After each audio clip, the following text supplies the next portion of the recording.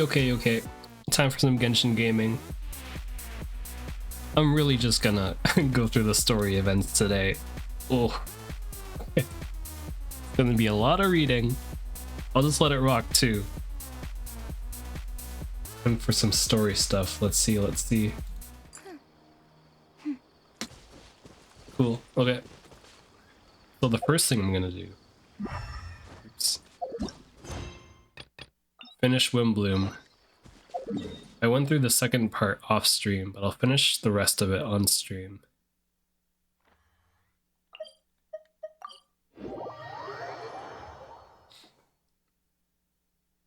See what's up, see what's up.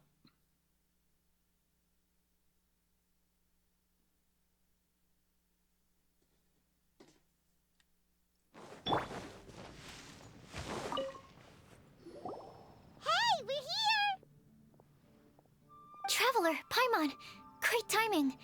We got a lot of letters in the mailbox, and I just finished sorting them into 4 groups. Nice work! Well, the real work hasn't even started yet. Which batch of letters should we read through first?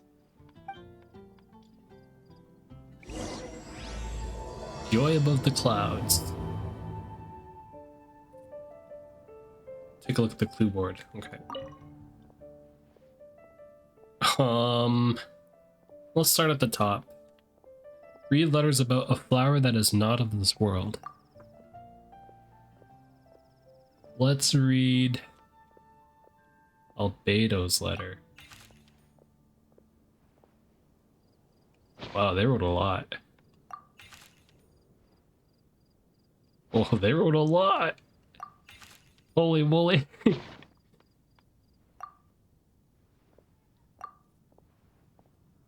a lot of text.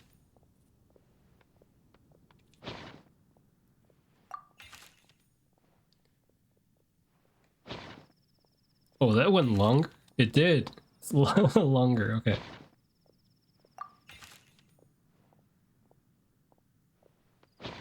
Aww.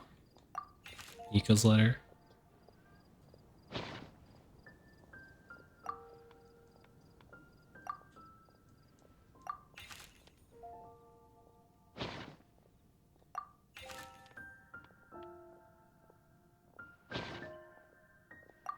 That's a lot of reading. Thank you, Razor.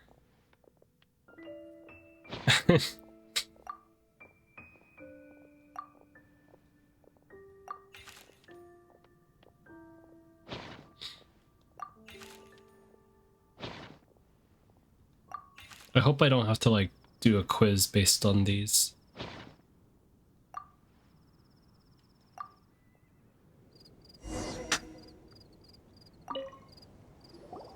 Let me quickly summarize what we found out about a flower that is not of this world. Tainari believes that on closer examination it might be logically paradoxal, while Albedo says that his answer would be better discussed at length in person. As for my answer, I think a clock in the shape of a flower would constitute one that is not of this world. Here's what we've gathered regarding a guide who will never get lost. Mona said that she'd like to join us in uncovering the secret behind the prophecy, while Bennett suggests Fischl, Mona, or the Traveler as potential candidates. Mika didn't submit much, but he did draw a vegetation map for Master Tainari and wrote up a dragon spotting calendar for Cyno. Amber also wrote in. She said that she sees herself as nobody's guide, but everybody's friend. As for one who would never lie, Rosaria removed herself from consideration, but both Razor and Cyno are willing to support us in our search. Timaeus seems to have forgotten to write to us. And finally, this is what we've gathered on a legend that never ends. Klee said that her mom has a number of friends who like to write storybooks. Lisa believes that legends live forever in people's hearts. I think that for a legend to be never-ending, it has to be filled with hopes and dreams, and actively passed from one person to the next. So, what are the answers to the 4 riddles then? You're really smart, Paimon. I bet you can figure it all out in no time. Or let's all share our thoughts on what we think the answers might be.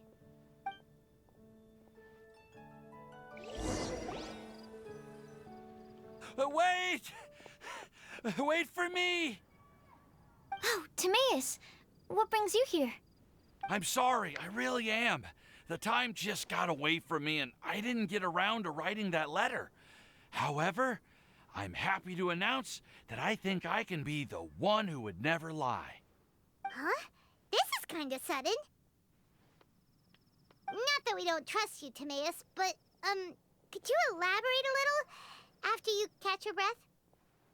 Of course, of course.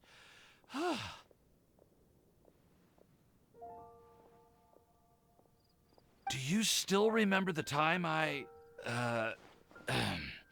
collaborated with a certain Miss Ying-ar?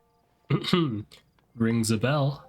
Well, basically, she helped me out a lot with my research into potion making once, and, well, we've stayed in touch through letters ever since. Wait, so Ying-ar is the girl from Liyue that Sucrose mentioned earlier?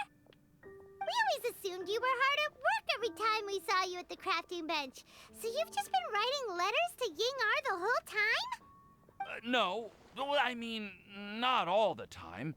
I've done some work too. And anyway, our correspondence covers a lot of serious topics, like perfumes, potions, alchemy.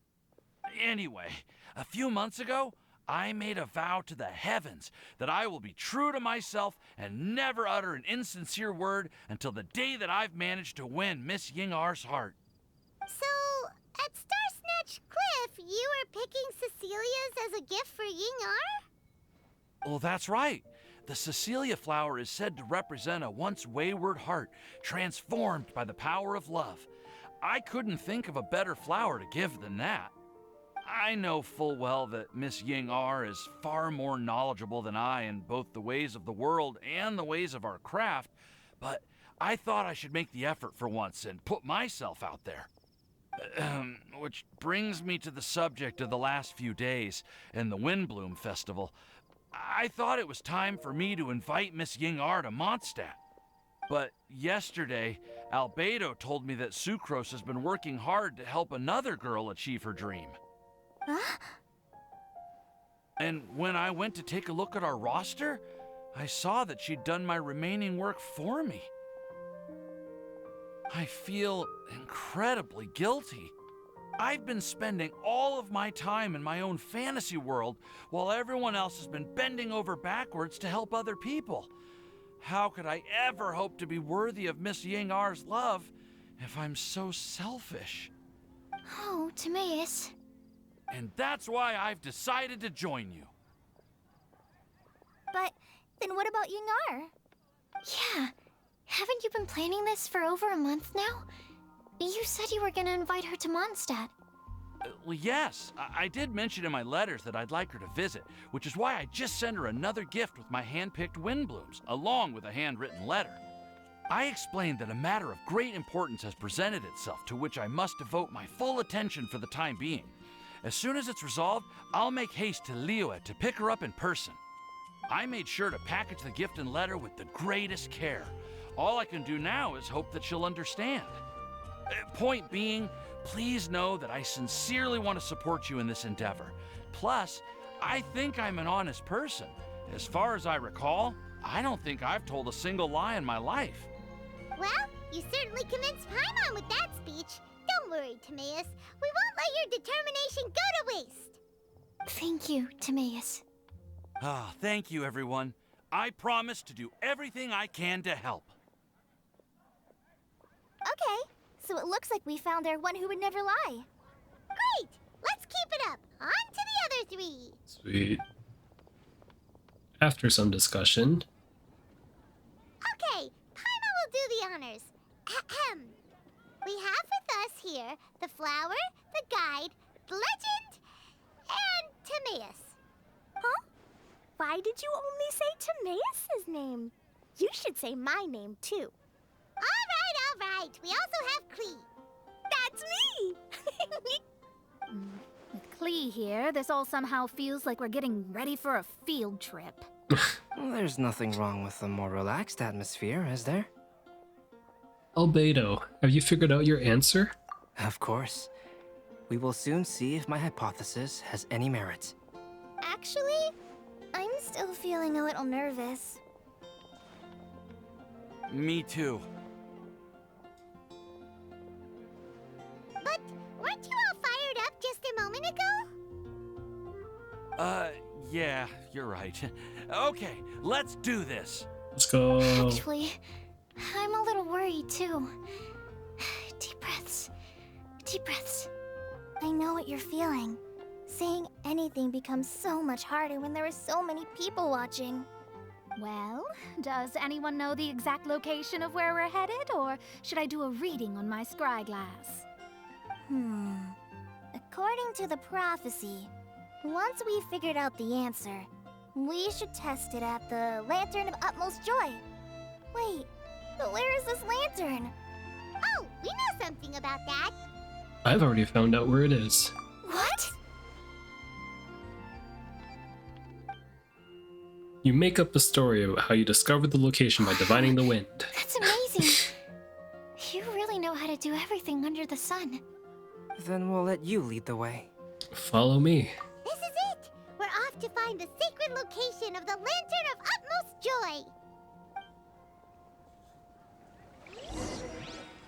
Joy. Where is it? 800 meters away. Is it at the tree? It's a bit of a oh, it's not even at the tree. Is it? Okay, it's on a cliff. Got it.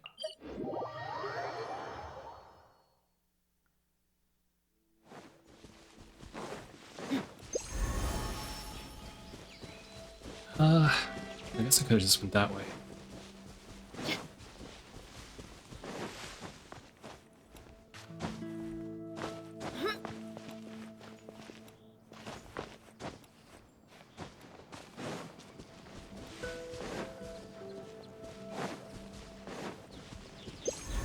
According to the map, it should be somewhere around here.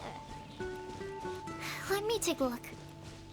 Oh, it should be right up ahead.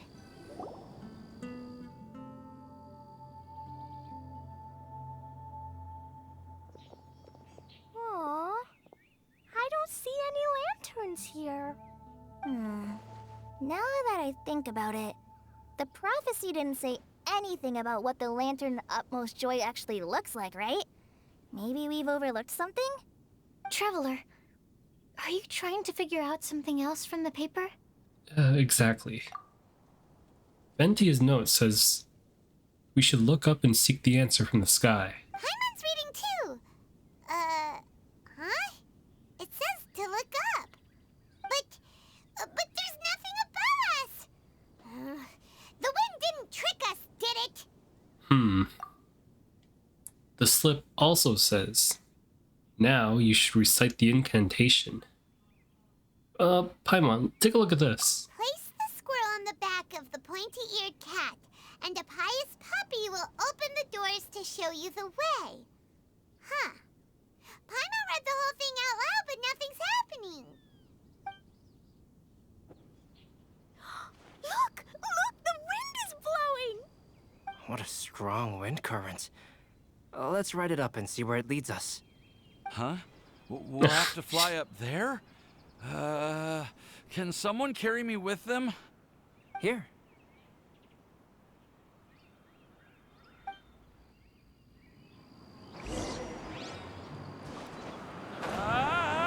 This is the first time I've ever flown like this!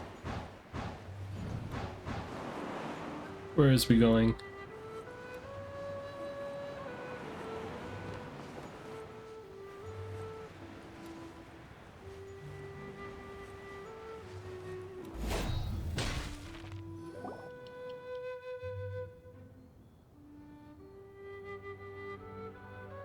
How did this little island get up here in the sky? Did somebody make it? Just to be safe, I've been jotting down our entire route here. This way, no one will get lost. Oh, good thinking, Kale.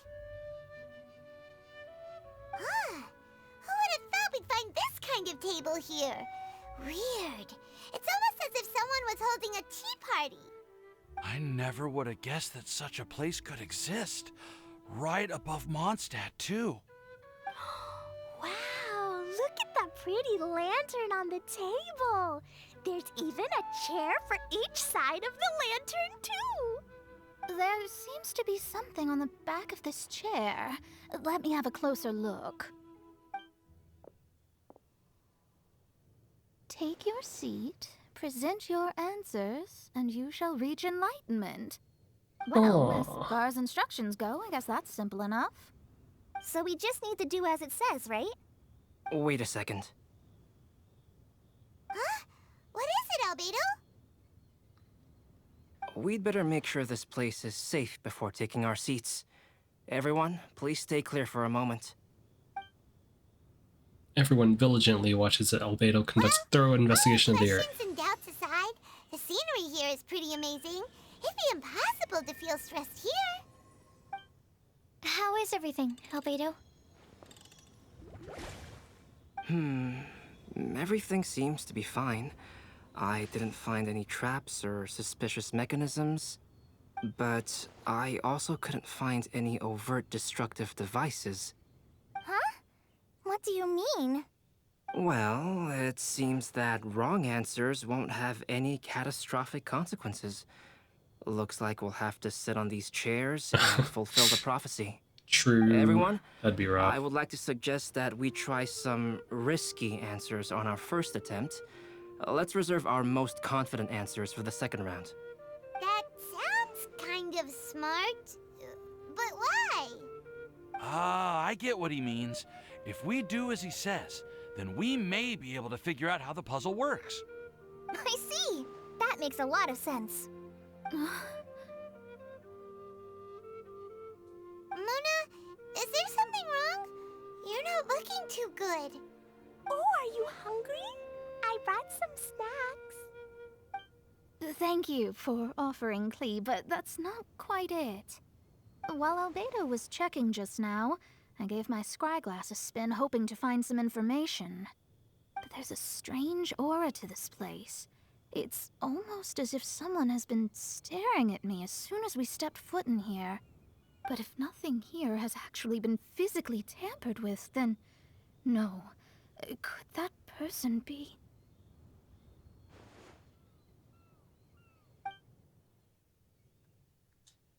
Mona just shivered. Did she sense some kind of great power? What do you mean, Mona? Who could it be? Never mind. It's not like I've got any proof. Don't leave us on the edge like this, Mona. I'll just do what Albedo said. Yes, let's test the hypothesis together, Klee. Come on, join us, Mona. Oh, all right. Okay, then I'll answer the first question.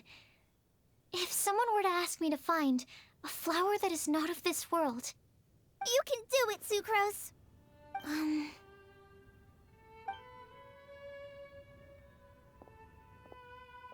then I would fetch a tetragenic sweet flower. All right, I'm up next. My part of the prophecy is to find a guide who will never get lost. Kali, I hope you found your answer. My answer is that I will be that guide. For a long time, I have been guided by others. It's taken me a while, but I finally made it to where I am today. Although I still haven't made a name for myself, and I'm still quite immature, I would still like to put my name forward. Because I would like to become a guide that can help others. I want to help others the same way Amber, Master Tainari, Sino, and everyone else helped me. Now it's my turn to pass on the gift that I've been given. All right, it's up to me to answer the third part. I'll submit myself as one who would never lie. Although I've never really had any other virtues or talents, I'm confident that I've always been an honest person. I'd like to thank everyone, too, for giving me this opportunity to validate myself. And last but not least, I will answer the final part of the prophecy. There's no tale more befitting the title of a legend that never ends than our fates as human beings. Wait, the lantern just lit up! Uh-oh. Whoa! All four sides of the lantern are glowing! Huh? But But all we did was submit a batch of test answers. Kale, could I ask you to stand up for a second? oh, all right.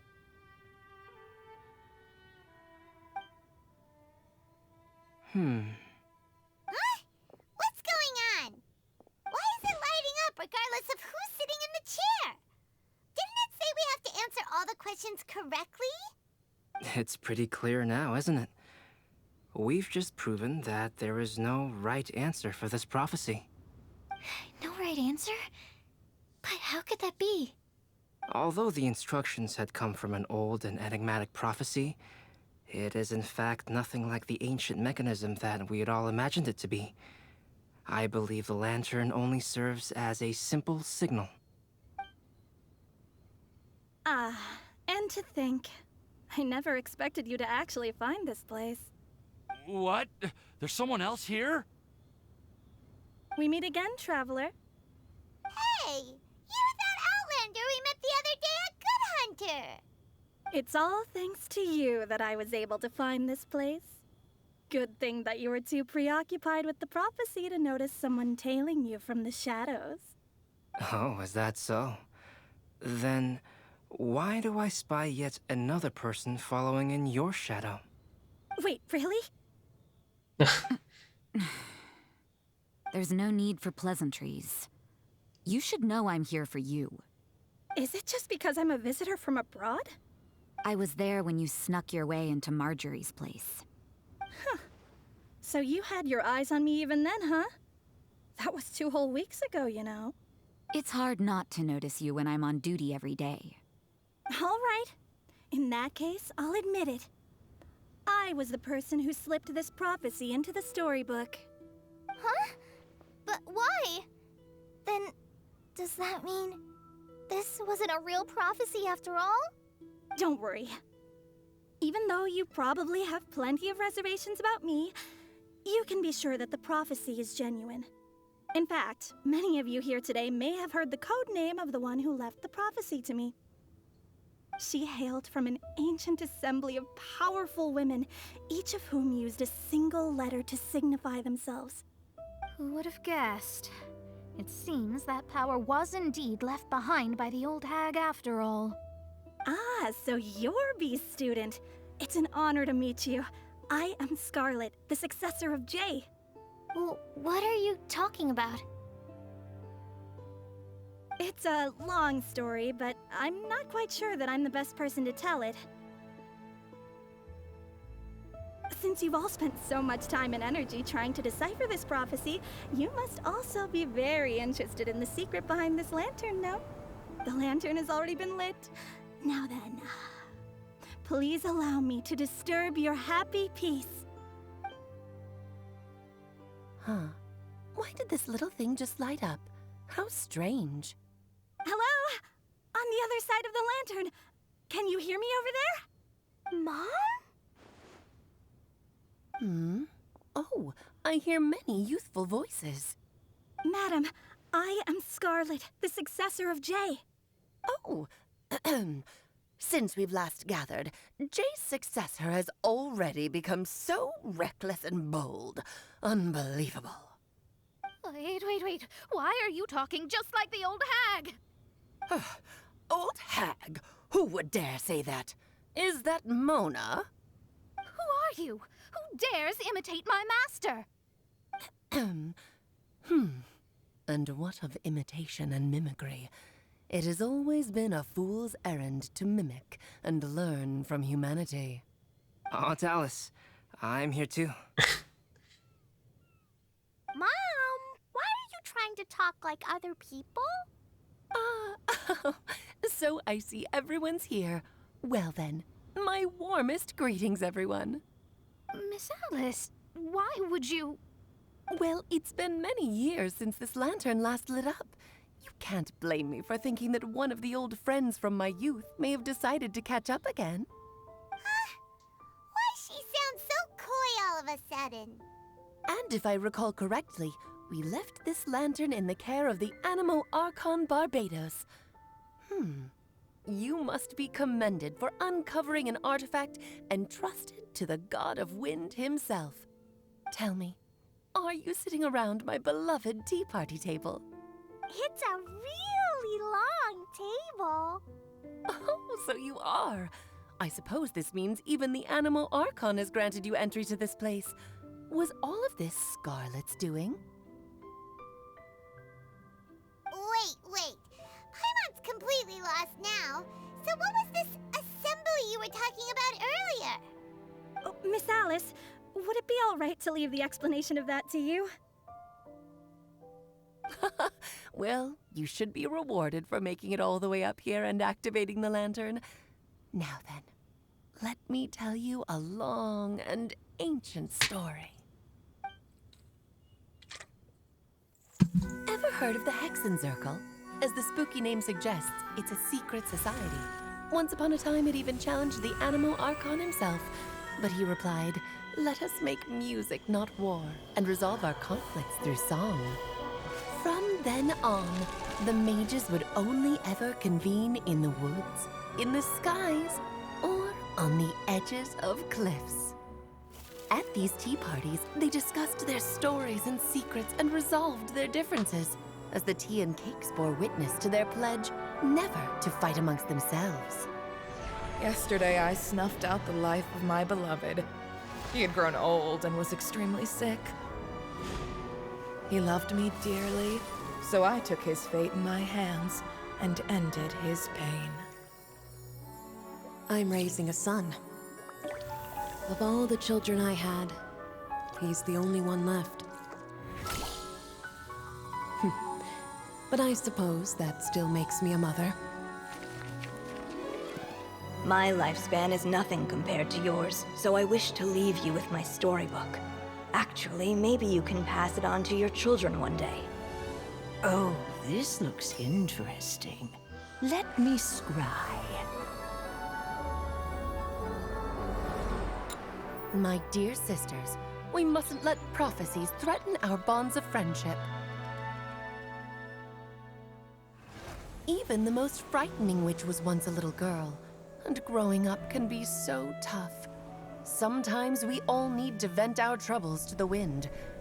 Even if the nations go to war, or the sky falls down, the mages' tea parties shall forever be held around this table.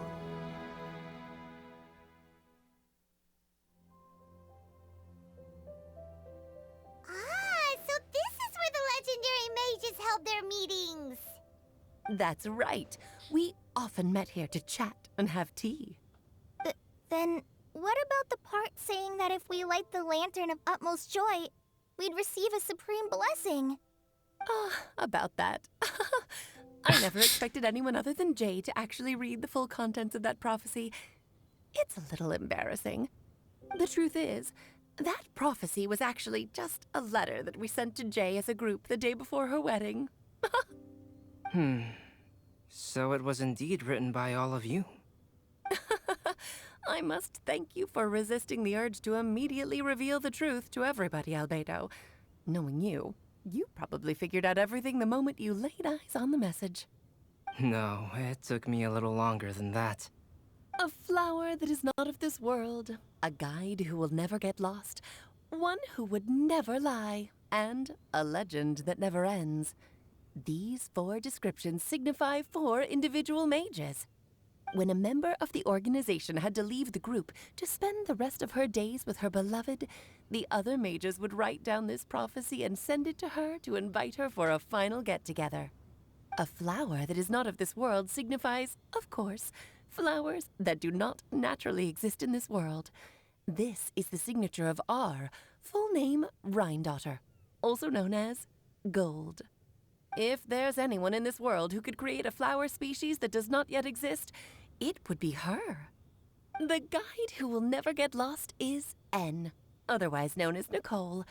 You may not have encountered her yet, but she is a truly extraordinary woman who has made this world's direction and order her subject of study.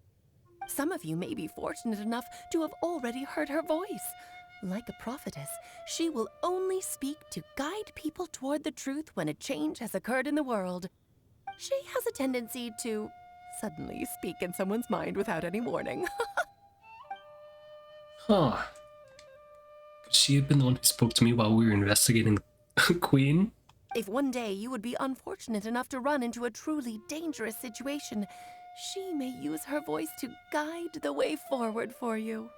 Who would have guessed that there are so many mysterious women in this world and that they would all know each other? The one who would never lie is me. I hope no one would take offense. It's just that I, Alice, or A for short, have always had a soft spot for those with sincerity and candor. As for A Legend That Never Ends, you may not know M in person, but you've likely encountered one of her works. Have any of you ever read The Boar Princess? Huh? I'm pretty sure every child in Mondstadt has read that book. It's also one of my favorite stories. M was an exceptional human writer who used her prose to teach me the meaning of grief. Don't you think such a person would deserve a seat at the mage's table? Paimon's getting more and more lost. It may sound hard to believe, but I can attest to everything that Alice has said. Jay was also a mortal who aged and passed on, leaving her title to her students and followers. Alice, you've never acknowledged any of Jay's successors. It's now been centuries since the first of us took on her mantle. I've always wanted to meet you. Do you also want to become a mage? Title aside, I think I'm more interested in the meaning and purpose of the Hexen Circle. I used to think that the Hexen Circle was a group of women who could control the very fate of this world. But now, I've seen for myself that besides Jay, many other ordinary people were also among you. Do you think less of us now? No, not at all. My interest has been piqued, and I'm now even more drawn towards the idea of becoming a mage. You're right. I've never acknowledged any of Jay's successors. But you are different. You are much more fascinating than any of your predecessors. Oh, has someone finally piqued Aunt Alice's interest? Now is not a good time, Scarlet, but as soon as I am able, I will seek you out for a meeting. I want you to tell me all about Jay's married life back in her hometown. So the mage who received the prophecy letter from all of you was Jay? She left the Hexen Circle after getting married? Precisely. There was only one way the letter could have been interpreted. She would have known what we meant as soon as she saw the message. We were just asking one thing of her. Please come to see us again. Before you go and settle forever with your happiness, please come share some of it with your best friends and sisters. So, the Supreme Blessing actually meant... All journeys are fleeting and will eventually come to an end.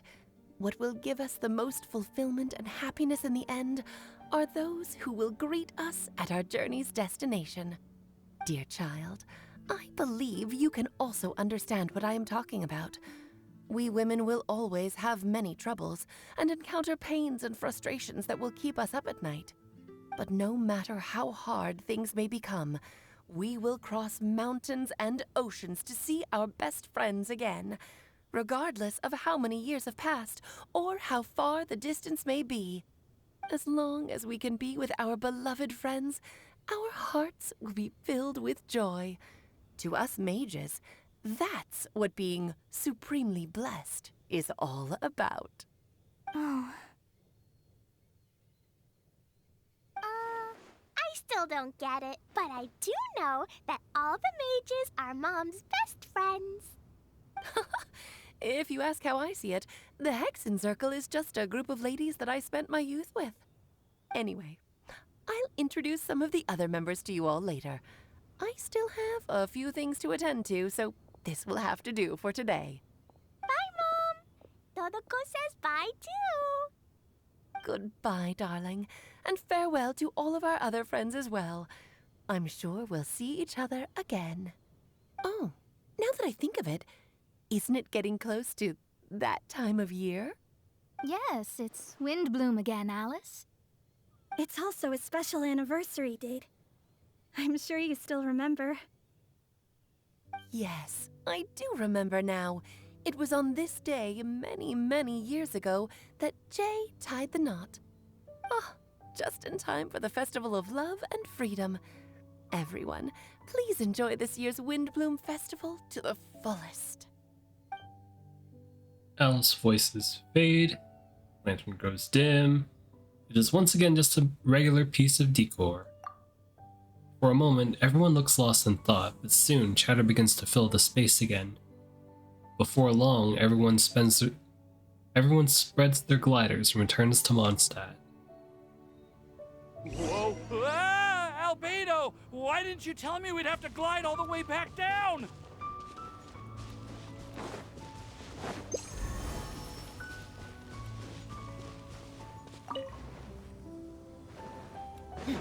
Return to Mondstadt. We're going back home. Okay.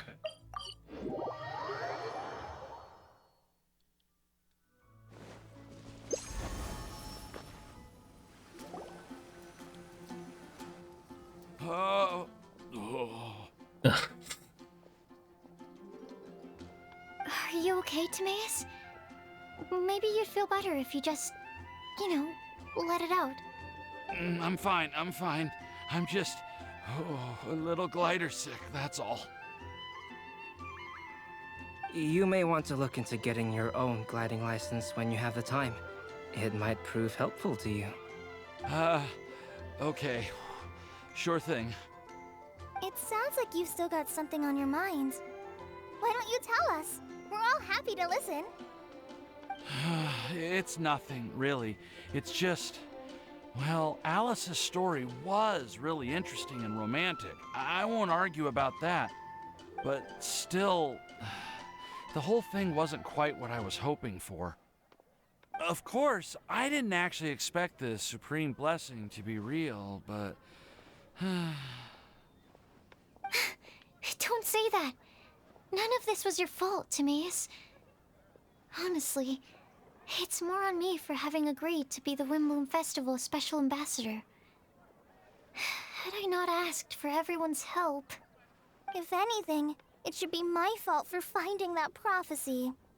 Oh, no. I didn't mean to blame the two of you either.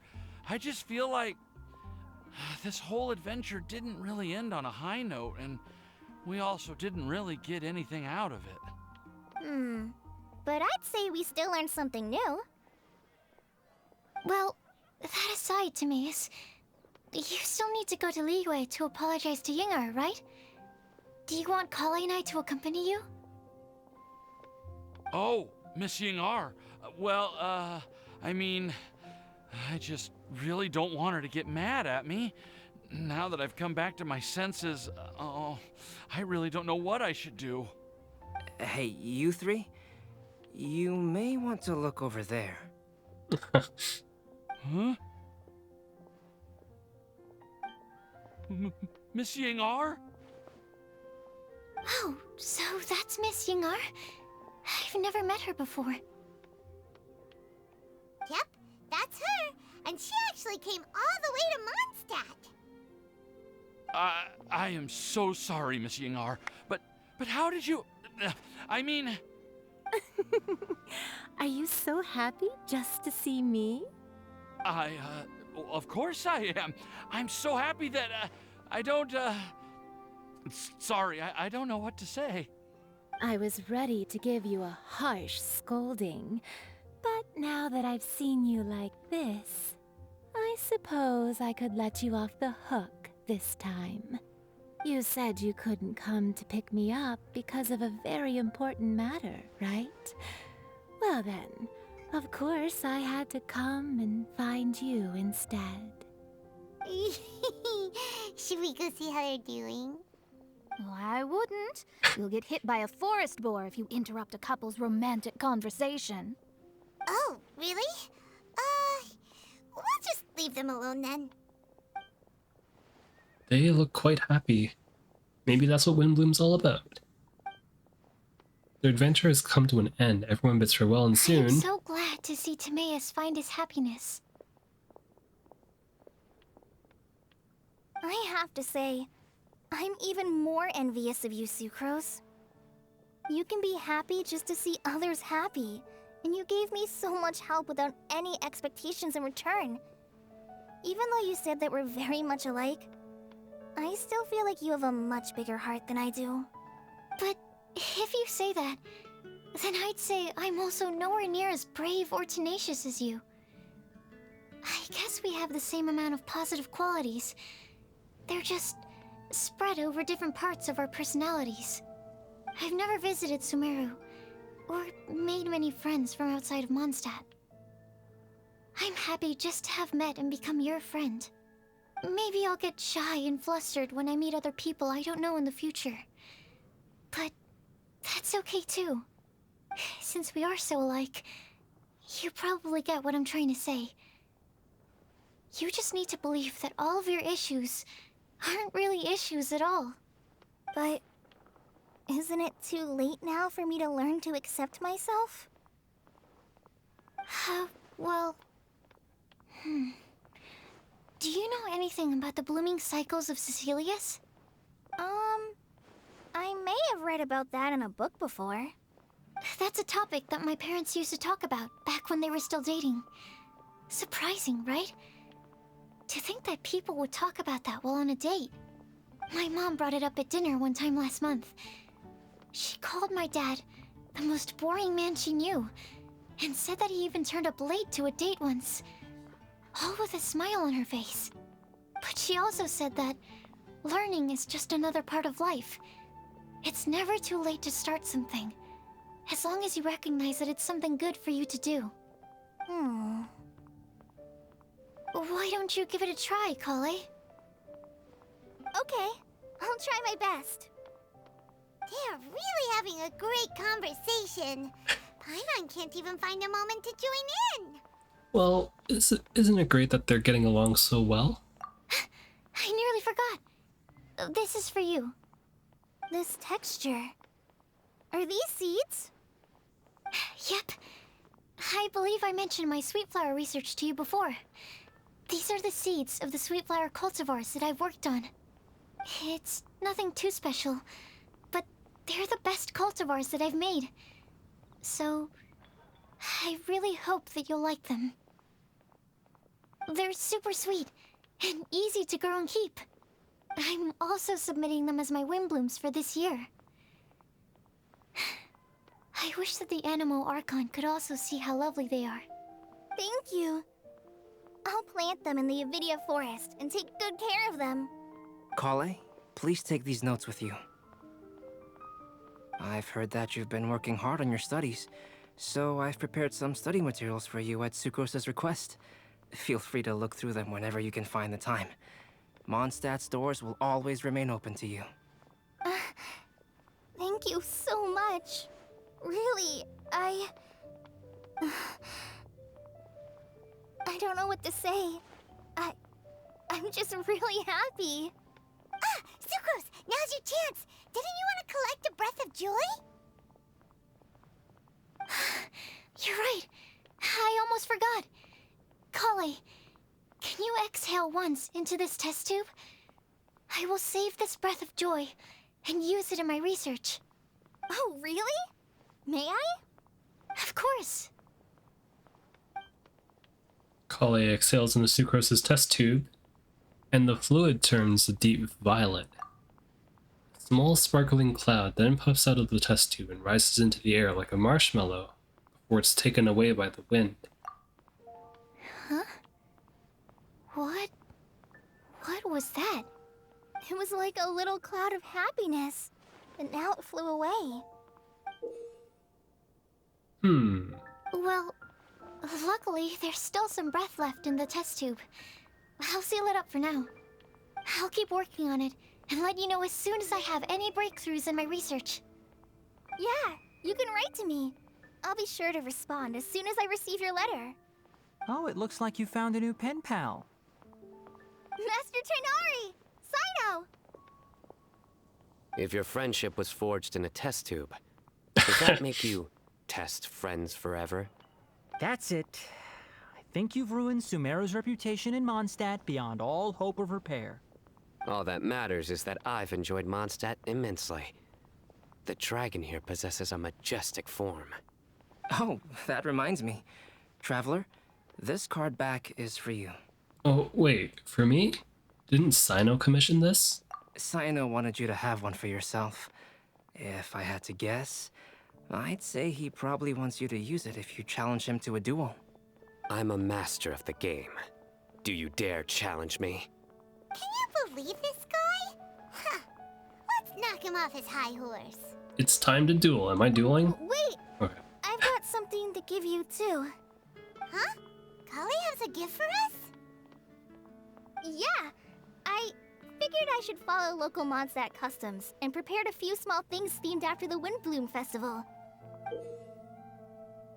I made these bookmarks from Sumeru roses at the hotel. I want to give them to Amber, Master Tighnari, and Sino. During Windblume, Mondstadters offer flowers to the people most important to them. You three are family to me. But Tighnari said that we're not anything like an academic family. He wouldn't write joint papers with us.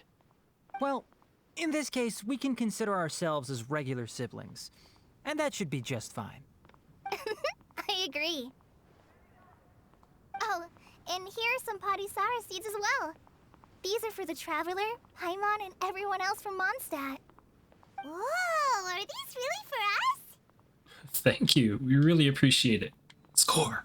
So, are these your chosen Windblooms? Mm-hmm, one of them. Both Padisaras and Sumeru roses are my Windblooms. Although they're not native to Mondstadt, they are the flowers that can best express my feelings. I want to give them to the people I feel thankful for. To those who I wish to accompany as we greet more seasons and future Windblooms together. The real blessing in life is when you are surrounded by people who you miss day and night, and who you'd want to see even if that meant crossing mountains and oceans to do so. I'm so happy to hear you say that. Sucrose, do you see that cloud over there? Huh? Doesn't it look just like your test tube? Nice.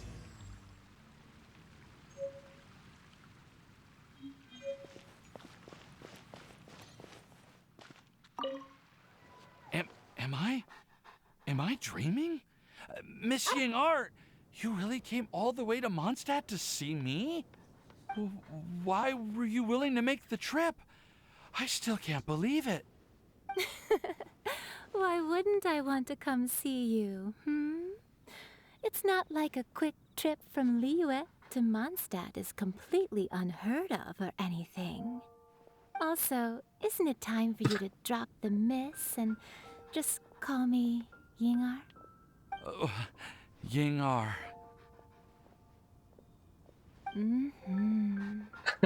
Ying-ar. I think I still need some time to get used to calling you that. Look at you, already so flustered. And we're just getting started. No, I'm just overwhelmed with happiness. Thank you so much for coming to see me for Windblume. I'll leave them alone.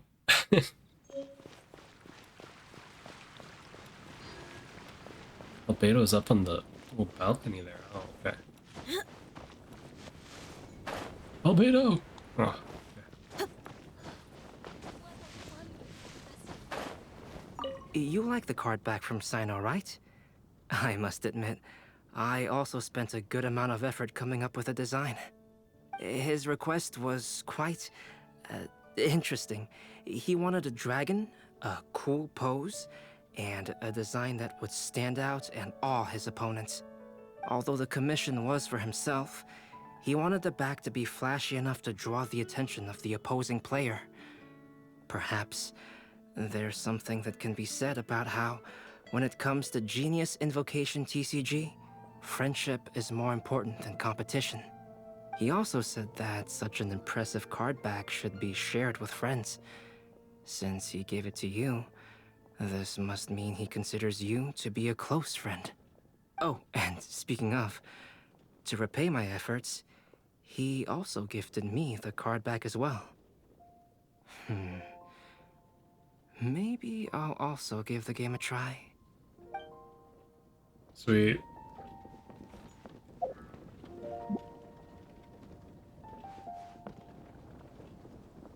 Interesting mug. Interesting mug.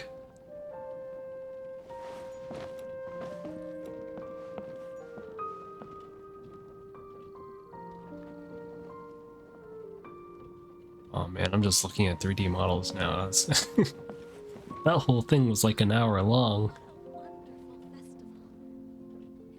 No shadows on these.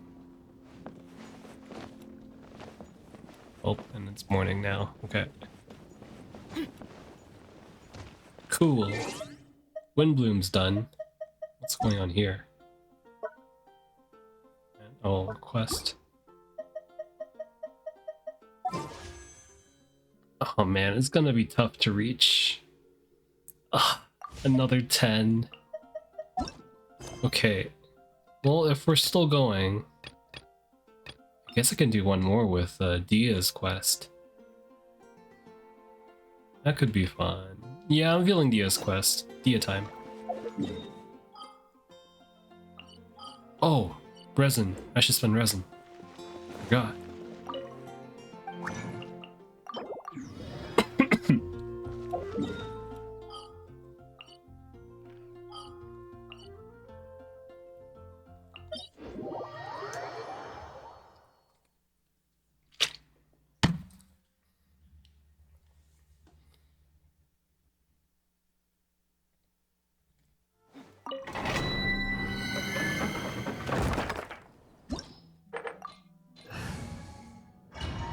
Get this one out of the way before I start Dehya's quest. I feel like it's gonna be like pretty long too. Oh man.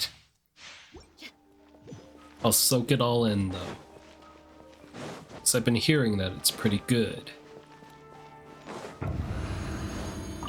Let's get it! Illusion shatter! Animal test 6308. Enhanced animal model. Huh? I'm going in! You're dead meat!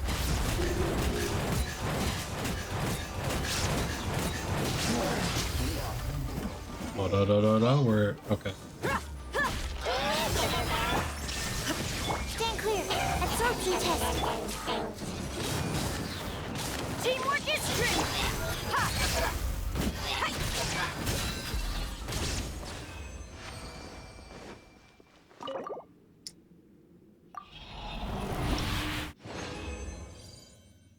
Oh man. No emblem, of course.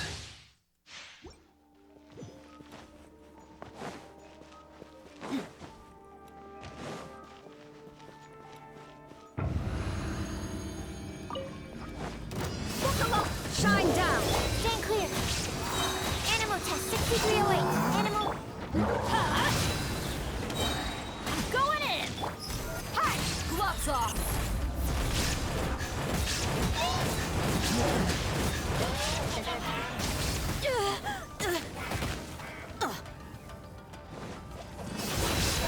There is no escape. Absorption test. Get out of here.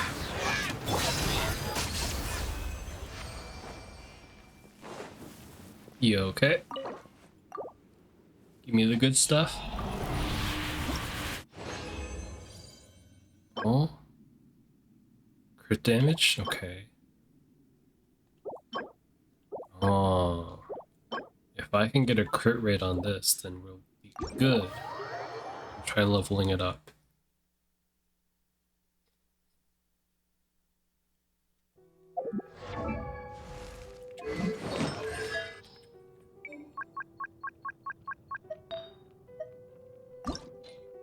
Okay, crit rate come through. That'd be pretty lucky.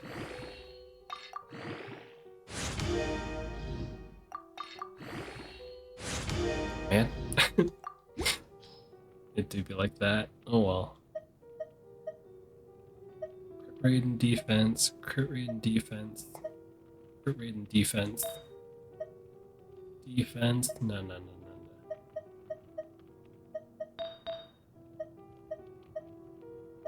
I need attack or HP here, HP. And over here I need crit rate, or crit damage. But nothing. Well, okay. To the Grand Bazaar. Ugh, maybe T-Bot time first. Get that out the way.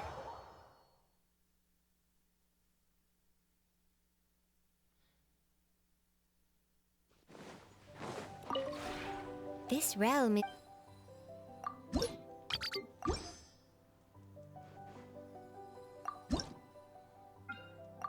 No fishing.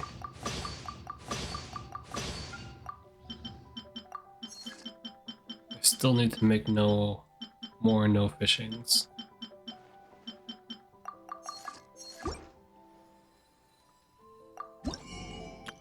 And here I need to order all these things. If you ever...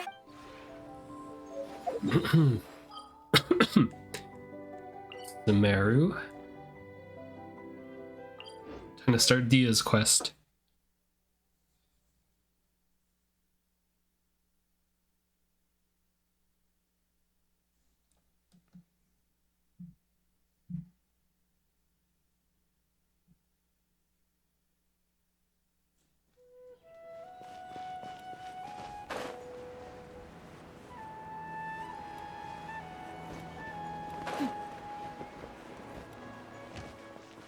Oh.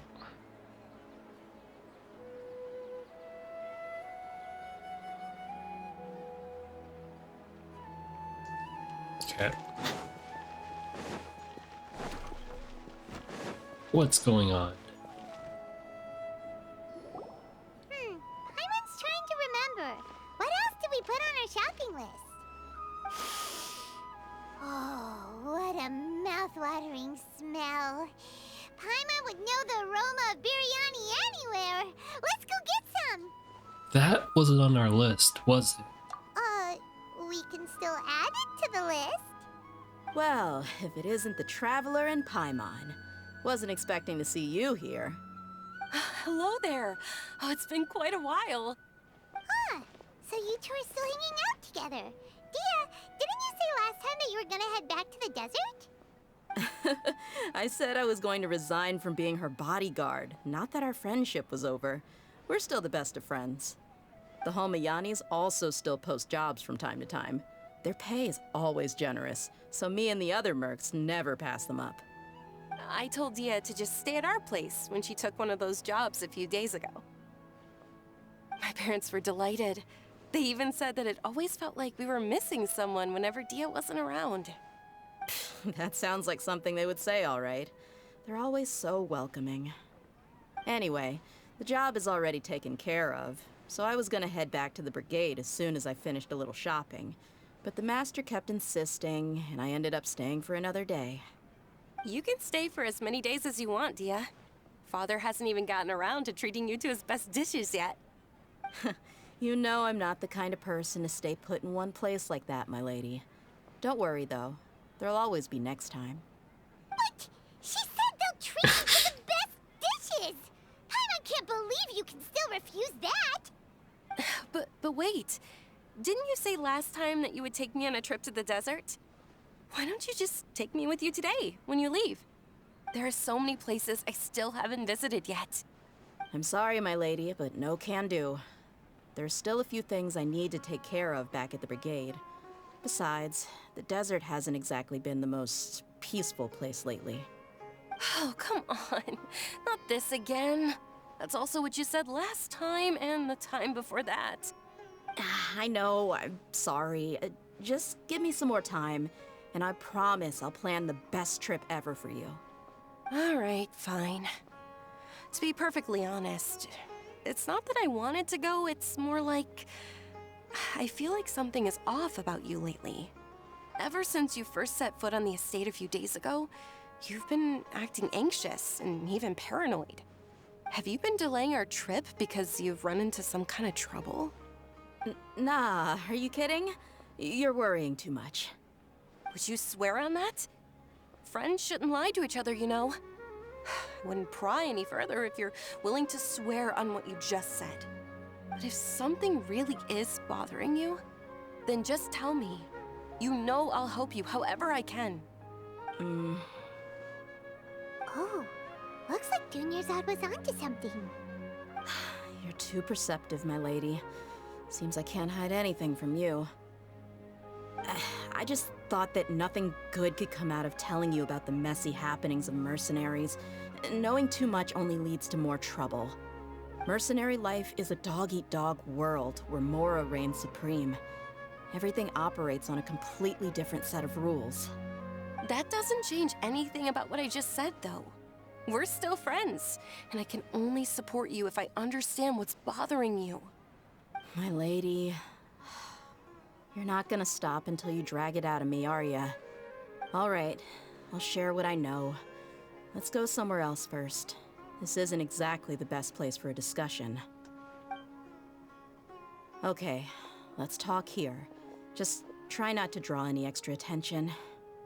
As you may already know, the Eremites have both a lot of mercenaries and a complex organizational structure. Many mercs are no different than me, just going around looking for jobs to earn some mora. My brigade is called the Blazing Beasts. We're not a large group, but every member is loyal and brave. However, not all Eremite brigades are like mine. Some are willing to cross all kinds of lines for the sake of mora. The most notorious is a faction known as Deshret's Relics. Deshret's Relics? Judging from the name, they must really look up to... I can't remember. Deshret makes the most sense, but I'll just say Al-Akmar. Yep, you got it. I've heard that you've already crossed paths with Ain al-Akmar. They're one of the groups under the Relic's banner. Oh, you mean the group that tried to sell us the Divine Knowledge Capsule? Yeah, they weren't friendly at all. Deshret's Relics is composed of many smaller brigades like Ain al-Akmar. The Relic's headquarters issues orders to all brigades under his control. On any other day, I would want nothing to do with them. Unfortunately, though, the brigade that's stirring up trouble now is none other than Dehya al-Akmar. Dehya? I think it means beard or something. Believe me, it's a really stupid name. I found it insufferable for years.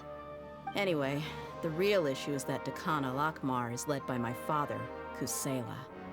Say what now? I think I'm starting to understand your anxiety now. But what did they do? I won't go into details, my lady, but they've been involved in a lot of violent incidents. We're talking hundreds. Hundreds? Yep. The scenes tend to be quite gruesome, too. They strip the victims of all their valuables before murdering them. Not only have they targeted merchant caravans and ordinary citizens, but other mercenary brigades as well. That's beyond terrible. They won't even spare their own kind. I don't know how Deshret's Relic sees it. All I do know is that Dehya al-Akmar has become more and more aggressive over the last few years. If I don't do something about them, then even my brigade or the people of Aru village could become their next target. I just wish I knew what's driven him to do this. Yeah. How can your father do such terrible things? I don't know. People change. He's always been pretty pathetic. But at least in the past, there were still a few lines that he wouldn't cross. That's setting the bar pretty low. I mean, if he was even remotely decent, then why would I have to leave the brigade and cut all ties with him? He was loud and foolish, with no real sense of purpose. Instead of doing anything useful, he spent most of his time drinking and chasing after women. Of course, the other brigade members were just like him. Their ruckus would go on night after night. Sounds like a nightmare. What about your mother? Did she ever step in to stop them? Unfortunately, I never knew my mother. I'm sorry, Dehya. I didn't know. It's all right, my lady. That's pretty common in mercenary circles. Didn't I mention that my father was chasing after women? I was the result of one of those encounters with some random person. He told me that he wasn't sure who my mother was. And in any case, she never came to see me. He'd say, "You'll be fine as long as you remember to stick with Dad." But even then, he left most of the parenting to the brigade. The one thing I do remember is that he used to tell me stories. But the problem was that he had terrible taste. He only knew a few stories, and even those tended to be pretty stale. They were tales of desert warriors defeating dragons in the forest, or stories of mercenaries rescuing princesses from rebel armies. Sounds like your typical fairy tales. More or less, yeah. They were interesting maybe the first or second time around, but after about 20 repeats, they started to get a little dull. He seemed to think those stories were the best things ever, though. He was so into them that he'd call the whole brigade over and make them perform the whole thing as a play. Even the toys he gave me would all be story props. I'd get helmets, shields, and toy swords. It was only much later when I realized that the shows were more for him than they ever were for me. What an interesting guy. But it doesn't sound like he had all bad intentions. Yeah, I've always found him pretty childish, but that was something I could just shrug off. I had no reason to despise him. Until I grew up and learned the true face of Deshret's relics for myself. Looting, blackmail, violence, and fraud. They not only accepted such heinous acts, they would even openly boast about them. No one in the brigade was any kind of hero. Instead, my father and his cronies were more like the bad guys that needed to be taken down. Did they really think that as long as they didn't do any of that stuff right in front of me, I would never know? I think I can understand your feelings. The difference between perception and reality must have hit hard. Yeah, but don't worry, my lady. It's all water under the bridge to me now. I had a huge argument with my father and left that place behind for good. I'm not investigating them due to any bitter feelings I still have towards my father.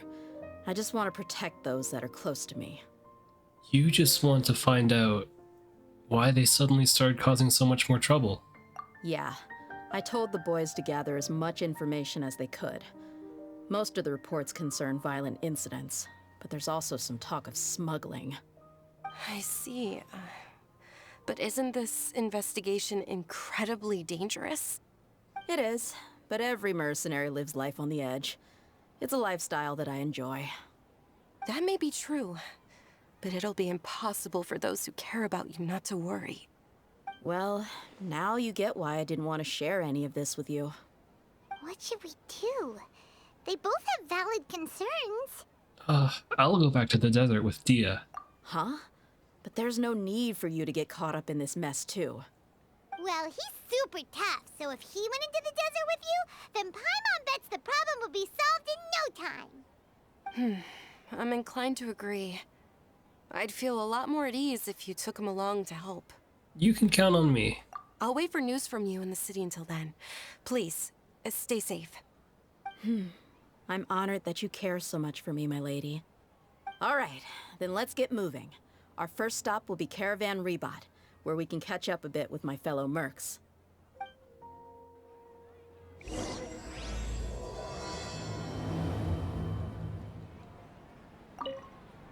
Please be careful.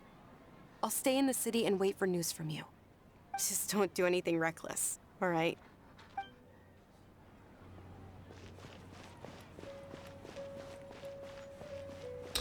What a long walk.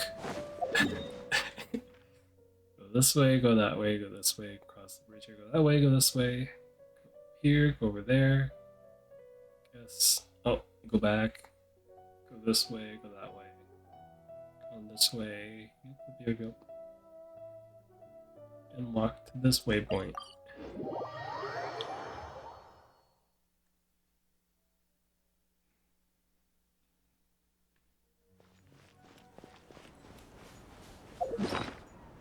Whoa, whoa, whoa, Hey, whoa. Dehya, you're back. Interesting. Are these two friends of yours?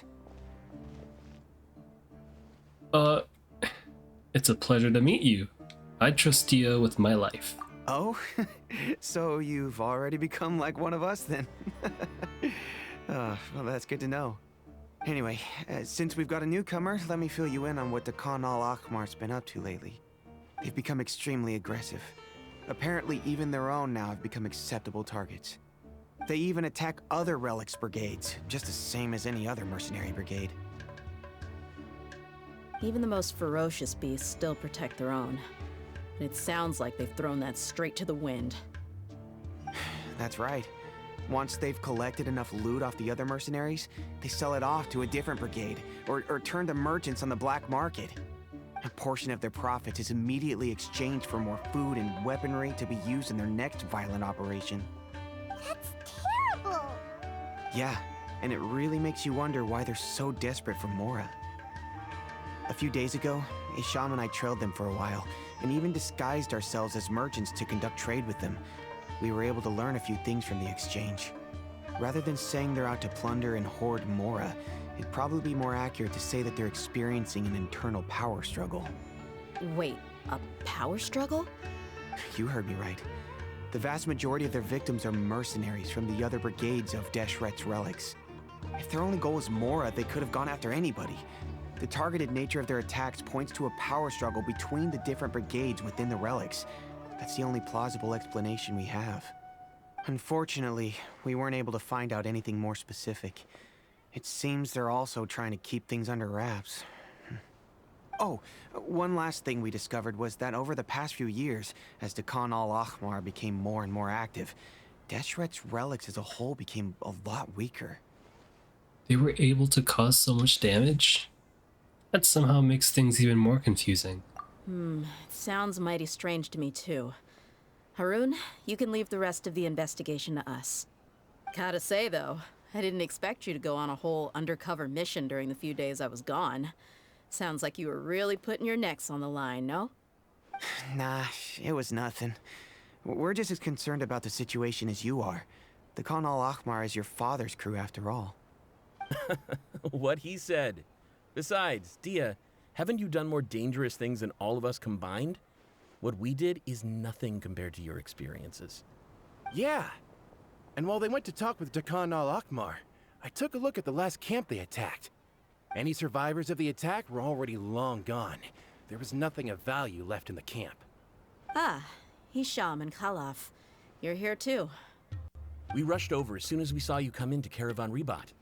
Although this new friend of yours looks a little green behind the ears, I'm sensing a special vibe from him. Now that we know you'll have a capable partner with you, we can also rest easy. Hey, what about Paimon? Feel anything special? Oh, you're also planning to tag along with them? Of course! Paimon is the traveler's most important guide. Wherever he goes, Paimon will follow. Oh, in that case, then you'd better take care of her too, Dehya. Don't underestimate Paimon! Don't worry about her. She may look tiny and helpless, but she's been through just as many battles as the traveler here. Even if she had only survived on sheer luck, then that alone would still make her quite formidable. I had no idea. I guess I shouldn't judge by appearances. Oh, one other thing, Dehya. When you're free, why don't you update the deputy about your upcoming schedule? We held another recruitment event a few days ago, but everyone only came to see the Flame Main. You weren't around at the time, so people were pretty disappointed to only find our crew of rough, unkempt guys. The deputy put a lot of effort into the event, but it was basically for nothing. Only a few people chose to stay, and that really got to him. Sorry to hear that. I'll be sure to bring him some great liquor next time. I left in a hurry and I couldn't make it back in time for the event. Gotta admit, I can understand their disappointment though. You're our brigade's main selling point after all. Now if only the deputy could figure out a way to bring a few more smoking hot members into our ranks. Keep dreaming. Remember the last time I invited a couple gals into the brigade? You all just froze up with your mouths gaping like a bunch of scarecrows. The awkward silence and weird expressions left quite the impression on them. They were originally interested in joining us, but after that, they both told me they were too uncomfortable to stick around. Hey, didn't we agree to never bring that up again? Huh? Wait, are you serious? Why have I never heard about this? I don't think you were part of the brigade yet. Are you kidding me? I missed a once-in-a-lifetime moment like that and you weren't even gonna tell me? All right. We can tell you about it later. Now's not the time. Hey, don't you try to change the subject. You and Hisham get your butts over here and tell me everything right now. Are they always like this? Hey, Libby. More or less. Welcome. I hope you're doing well. There aren't many rules or graces when it comes to mercenaries. We're used to just speaking our minds. Big OMG. What happened? What's up?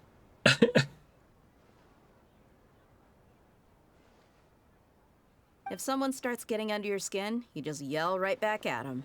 And if that doesn't put an end to it, then you just challenge them to a fight. You mean like for the story, Libby? Those guys just made some girls uncomfortable, that's all. But we also don't tend to take many things too seriously. Being direct and getting it all out of your system as soon as things come up is better than keeping everything bottled up, never talking about it. That's also why I never spare their feelings when I talk to them. If I want to laugh, I'll laugh. If I'm angry, then I'll unload on them. It's hard to stop once you get used to it. Though, I can never do that when I'm with the Homayanis. Why is your character from Polygon there instead of you? Well, I'm just relaxing. This time, I'm letting Orbit take care of the stream. Yeah, so I got some nice things going on here. I just didn't want to go on cam because there's a lot of story. I'm just sitting back. It's a lot of story. So cute. Thank you very much. Yeah, I'm glad I have Orbit here. With these big story games, there's not much I can do. I kind of just sit here and let it rock. So thankfully, Orbit makes things a lot more comfortable for me. Yeah, it's good. I can also make him disappear too, like this. But we're back. Okay, like that. Yeah, Orbit just gives me time to relax. That's it. I don't have to worry about the camera all the time. Hey, knuckleheads! Can you at least tell me the rest of the intel before you go back to your bickering? So cool, thanks. Yeah, you hear her, Holloff? Told you we gotta focus on the investigation first. I drew up a map. Right here is the spot. There you'll find the merchant caravan responsible for getting rid of Dakan al-Akhmar's looted goods. All you gotta do is wait and ambush them in the evening. They'll have no idea what hit them. Perfect. Thanks for that. Be sure to pass my regards to everyone else in the brigade as well. You know, with Orbit on camera, this is like the closest thing I got to VTubing, so I'm totally okay with this. And it shows off a bit of more Polygon too, so that kind of helps out. VTuber, right? I was thinking about making like a rig for Orbit, but then it looked like a lot of work. So I figured, hey, I already have the model from the game, so I can just export a recording from that and get the animations from the game onto my chair. Will do. You stay safe, Dehya. Although I feel like I should make some more reactions. Although I have to get all the lighting and everything again too. So yeah, this is good enough for now. But eventually I'll think of more animations in the future. Now, like I said, the two ladies Dehya brought with her were also like super mercs. I'm talking same level as Flamemane here. Oh, you should have seen it. The aura of the two of them when they were standing together, it was incredible. I was just at a loss for words, that's all. Ah, so pathetic. Hey! Shut up!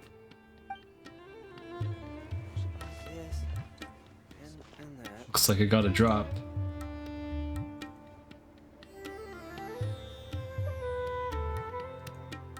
3 consecutive streams, huh? Nice. Should try VTubing. Tried it once, but I deleted the stream.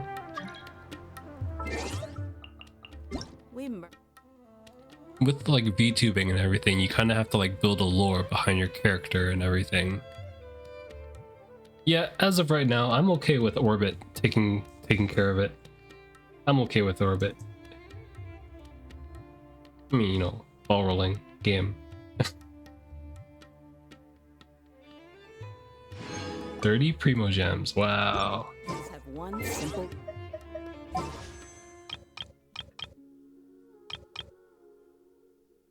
Yeah, Orbit's the closest thing I have to VTubing, so I'll just leave it at that. I do prefer being on camera instead, though. But for streams like this, oh, that's a lot of content. Where am I going? Trade route.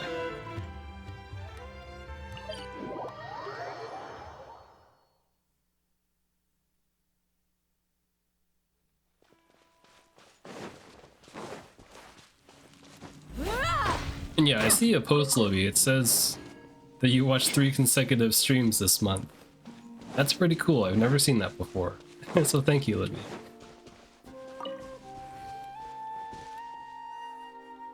This should be the place.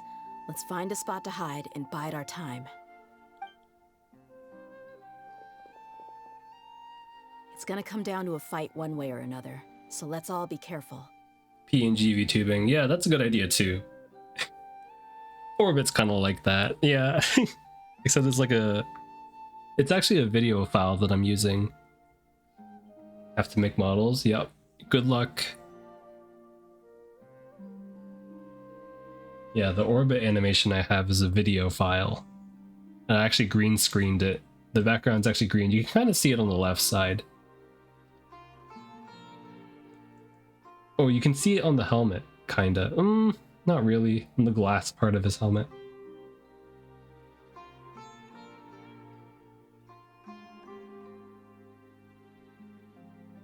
But yeah, it's constantly running on my computer. And sometimes all the video files play at once when every time I start up OBS, all the video files play at once and I have to shut them off. So it uses a lot of resources on the computer, makes the CPU run. So I have to do this all the time to bring it down. Yeah, that just dropped like 3% CPU usage. Yeah, it's worth the effort. I also have this one too. Check this out.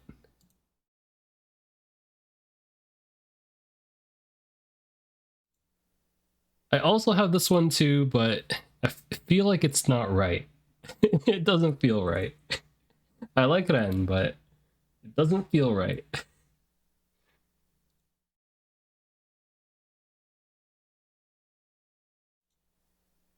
It's not right at all. Yeah, it didn't feel right at all.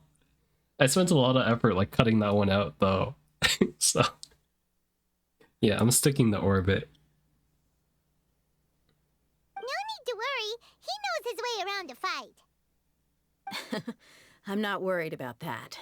What I meant is that we probably Thanks for shouldn't the go lurk, too Libby. hard on the enemy. After all, we still need to get information out of him. Whoa. Cutscene time skip.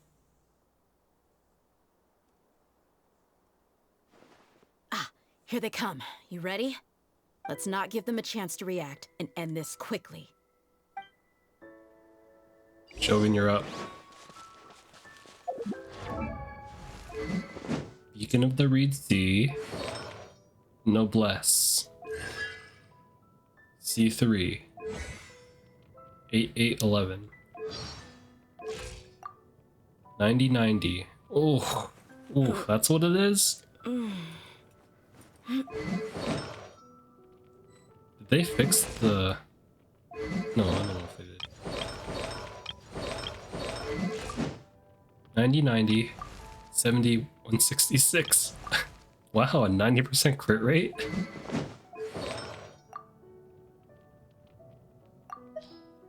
Well, okay. That's close enough. Inazuma shines eternal! Oh, this guy. I'll be back.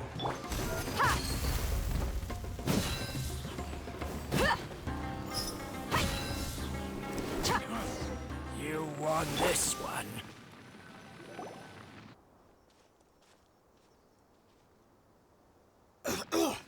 Huh? You're the Flame Mane. Good. That saves me an introduction. All right, time for a little talk.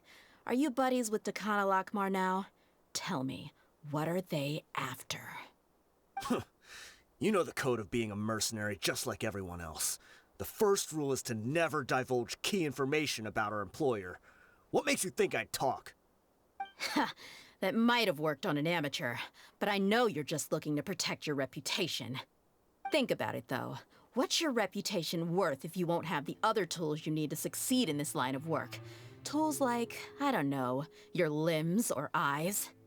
You've got 5 seconds. You might want to think twice about how much your employer's information is worth to you. Whoa! It's alright, Paimon. She knows what she's doing. I'm not joking around. We can do this the easy way or the painful way. 2 seconds. I'll save you the trouble.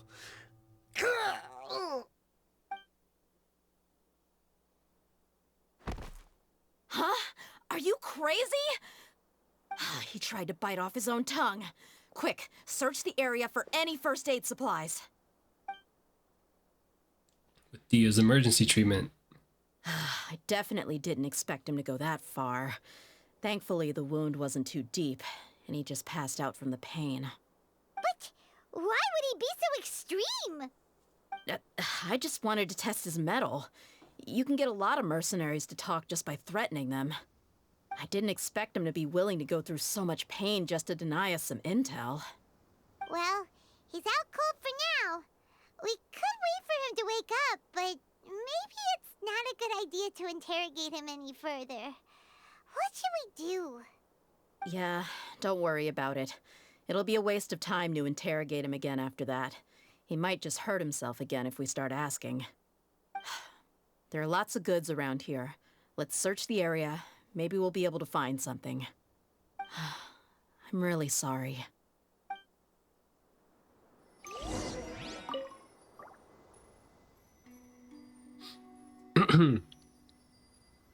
Tar's not gravely injured. He should be good. There are a lot of daily necessities like food and water in the boxes. Doesn't seem like there's anything noteworthy. There are some weapons in the boxes, as well as a bunch of medicine and bandages. It seems like the Khan al-Akmar is really up to no good.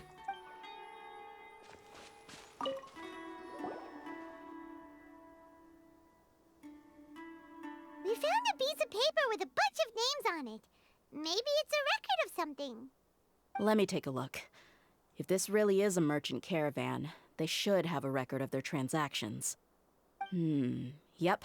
I see an entry for Dakana Lakmar right here. Kusela, Idrisi, Bashar, and Takriti.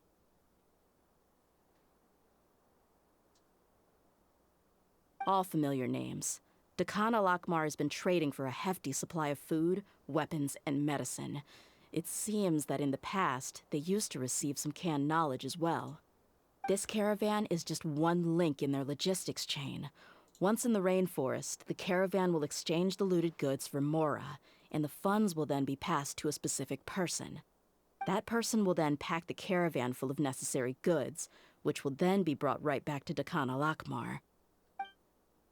Wait, why is there no Mora value recorded for the final transaction? No value? Yeah, every transaction before the last one was marked with an exact amount of Mora, but the final one, where they paid for everything to be brought back to the desert, was simply marked as delivered. Maybe the Mora amounts just happened to cancel each other out. Perhaps. But they couldn't have known how much they would make off selling the loot. Do they not care about profit margins at all? Anyway, the next part's the records of the goods themselves. There are a lot of entries. Everything was probably sourced from the rainforest. Huh? What's wrong? Shazamon Homayani? Homayani? You mean Dunyarzad's family? Could it just be another family with the same last name? I'd be surprised to find someone with the exact same first and last name. Shazamon Homayani is Dunyarzad's father, and the head of the Homayani family. Just what the heck is going on here? Calm down, Dehya. Let's analyze the situation first. I'm sorry, you're right. I'll consider what we found and not jump to conclusions just yet. But what this piece of paper confirms is that the Homayani family has been providing goods to Dakana Lakmar. What if the Homayanis have been kept in the dark and don't know they've been trading with Dakana Lakmar? That's a possibility, but if that was the case, why is this caravan specifically named Shazamon as their person of contact? They could have just as easily bought goods such as food and medicine directly from Caravan Ribat or Port Ormos. If Shazamon was actually aware of this, then perhaps he's been supplying the brigade's operations this entire time. Yeah, funding violence and looting. The brigade gets the goods, and he is paid the proceeds from the sale of the loot. But why would he do something like this? It's not like the Homayanis are in need of money. I honestly have no idea. I've been to their estate many times, and I've never noticed anything suspicious. The only potentially large expenditure I could think of would be the treatment costs for Dunyarzad's Elazar. Maybe they borrowed a lot of Mora in the past? But that's still just a speculation. I don't think the Master would stoop so low to make Mora. I don't think Dunyarzad knows anything about this either. You're probably right. I know my lady's personality, and she wouldn't deliberately keep something like this from us. But what should we do now? All we found is just another mystery. If we want to get to the bottom of this, we won't be able to turn back. If you ask me, we already have no choice but to confront her about this. I'm not worried. It's too early to make a verdict yet. I still have faith in the Homayanis. Let's go find my lady again. We'll tell her everything and see if she's willing to lend us her support. If we're lucky, we can not only figure out the mystery of this paper, but also follow the trail of breadcrumbs to the people responsible at Dakana Lakmar. Dehya, are you sure this is the best decision? What if instead of getting the help we need, we just end up revealing everything we've discovered to the enemy? I've considered that possibility, but even still, I want to tell her what we found. I think I owe her that much. True friendship is built on trust. She showed genuine concern for me when we first brought up the topic. I can't repay her kindness with doubt and suspicion. That's not how I deal with people. You're right. Paimon wants to trust Dunyarzad too. I hope we'll be of help to her. Yeah. Let's pay another visit to Sumeru City. On the way back, bit of a walk. Oh, what did I get? Oh, it's these, alright. Okay, going this way, then that way. Taking a walk. Across the lake. Across the river. Going up.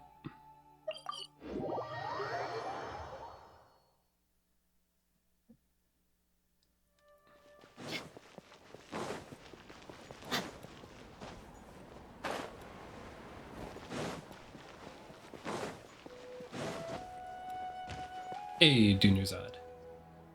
We're back, my lady. Oh, you're back a lot sooner than I expected. You mustn't have run into any trouble then. Well, how did it go? What did you come up with? Actually, we're still investigating. It's just that we've discovered something strange. I see. The clues you found have led you back here, in the city? Something like that, yeah. You all look a little dispirited. Whatever you found must not have been very encouraging after all. Why don't you discuss it with me? Maybe I'll be able to say something to cheer you up? It's okay, my lady.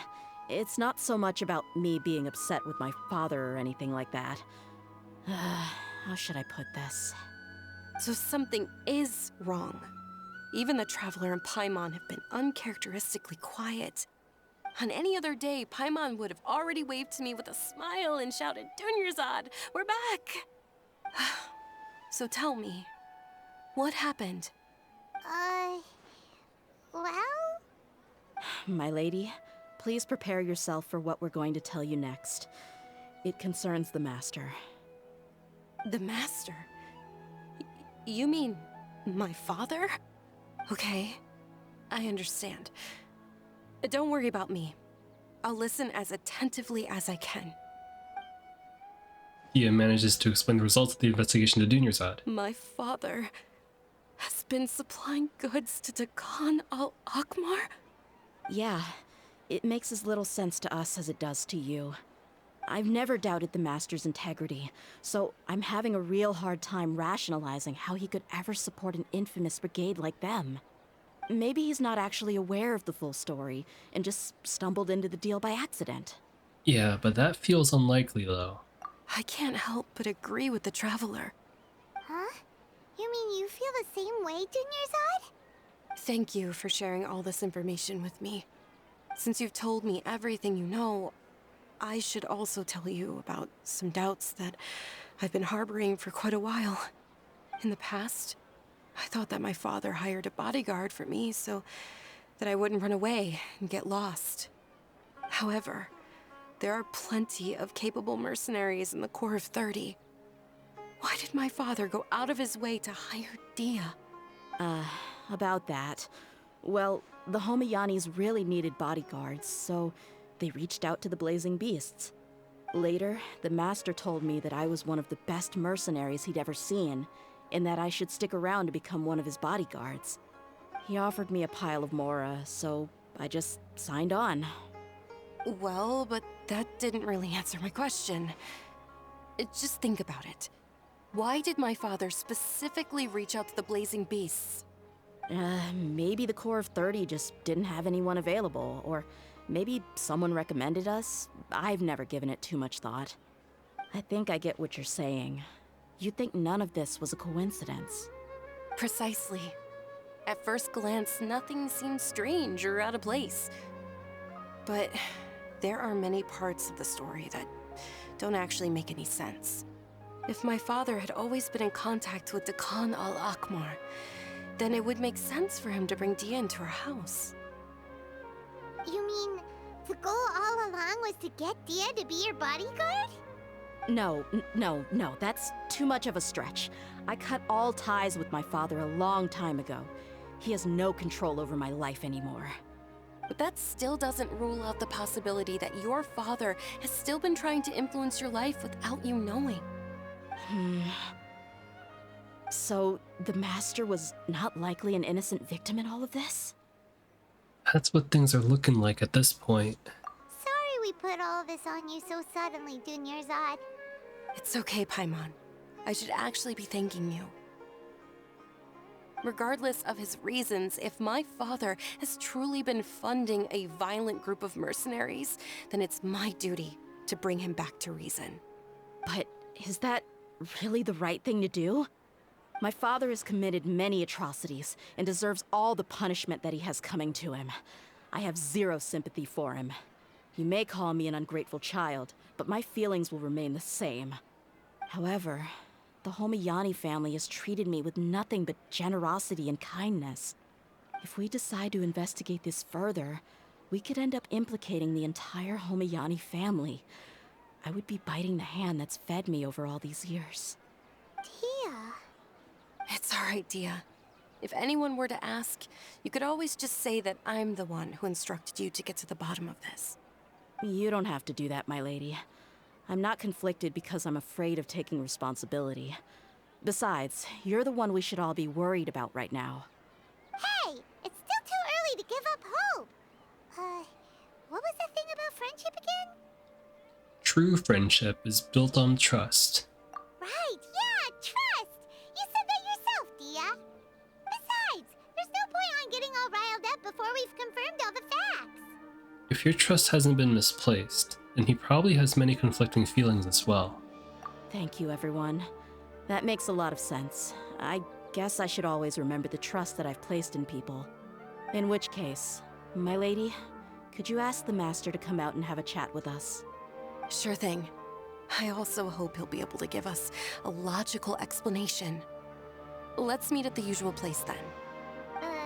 Usual place? Ah, right! Probably these.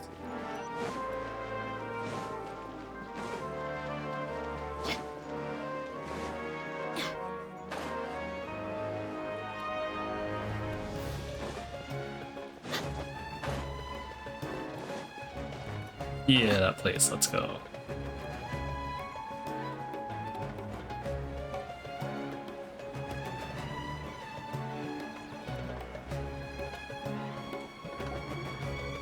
Thank you for coming, sir. Please allow me to introduce these two. This is the Traveler, and next to him is his travel companion, Paimon. Ah, yes. My daughter has mentioned them from time to time. It's a privilege to finally meet them in person. But we may skip all the pleasantries for now. What is the important matter you wish to discuss with me today? Well, we wanted to bring this transaction record to your attention. There's something on this record that we're all pretty curious about. He explains this issue to Shahzaman.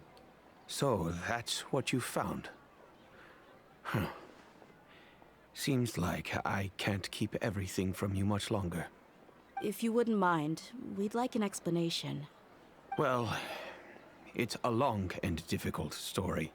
And to be perfectly honest, I'm not sure if I'm doing the right thing. What I do know, though, Dehya, is that the truth will bring you no solace.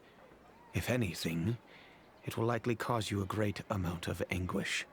Wait, me? Yes. I understand perfectly why you came to see me.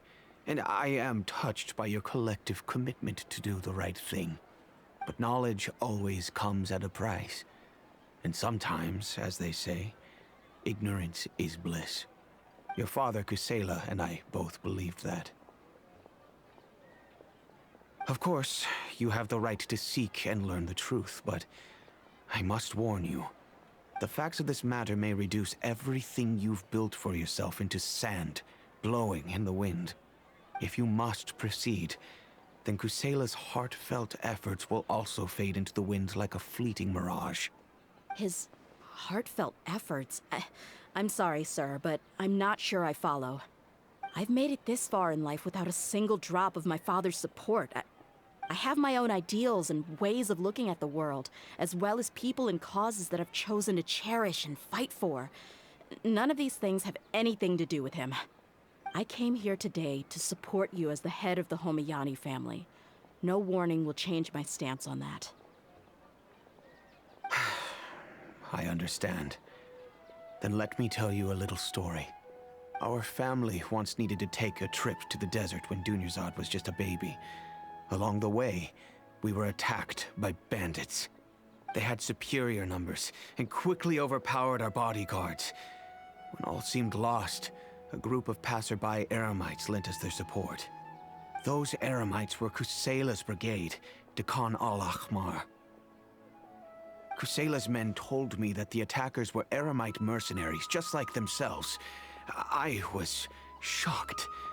Why would Dekhan al-Ahmar go so far to save us and not spare the fellow Eremites? Kusela was grinning and walked over to play with baby Dunyarzad. She was startled by his unfamiliar face and nearly started crying. Really?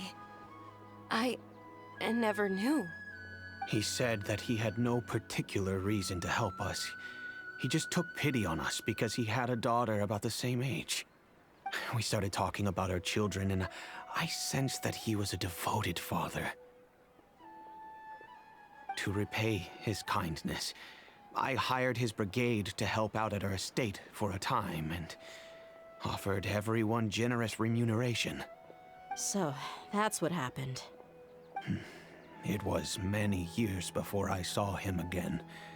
I almost didn't recognize him the next time he came knocking on my door. The man I knew to be strong and healthy had been reduced to a shell of himself. He couldn't even walk anymore without his cane. So, what happened to him? He was perfectly fine when I left the brigade. I'm not too sure myself. The only thing that didn't change was his cheery disposition. He said there was absolutely nothing to worry about and that he had gotten into a fight. That was all. He then suddenly asked me if Dunyarzad, now that she had grown, would need a bodyguard of her own. At the time, Dunyarzad was going through a particularly severe bout of her Elazar. There was no need for her to have a bodyguard when she could barely leave the house. But he kept coming back to the topic. Come on, it never hurts to be safe. How do you know a bodyguard won't come in handy one day? I was completely lost at first, until he recommended the Blazing Beasts, and in particular, a mercenary named Dehya.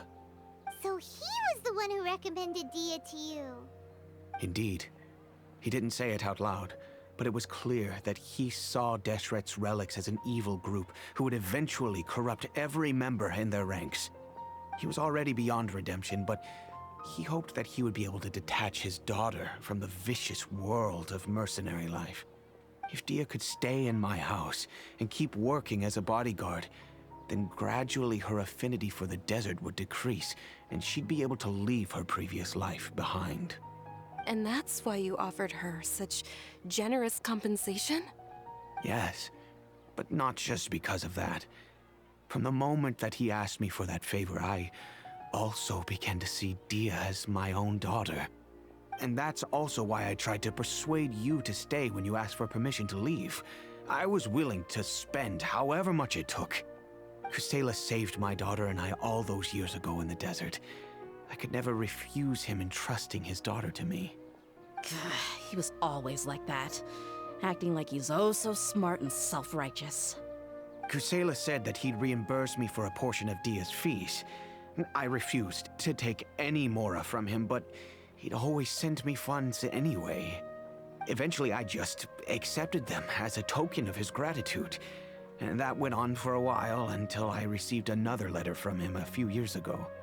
The letter contained a request to help him buy food, weapons, medicine, and even explosive materials. Wait! Isn't that around the time that Dakan al-Ahmar started becoming more aggressive? That's right. When I started to hear some nasty rumors, I became wary. I wanted to meet him face to face to discuss things. But by then, he was no longer receptive to my requests to talk. If I had to guess, it's probably because he doesn't want to put Dehya at risk. But by the same token, he should have also stopped asking you for materials. That thought occurred to me as well. I figured that he probably came to me for help because he had nobody else to turn to.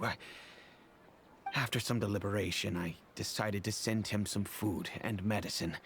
I turned down all his requests for explosives and weaponry.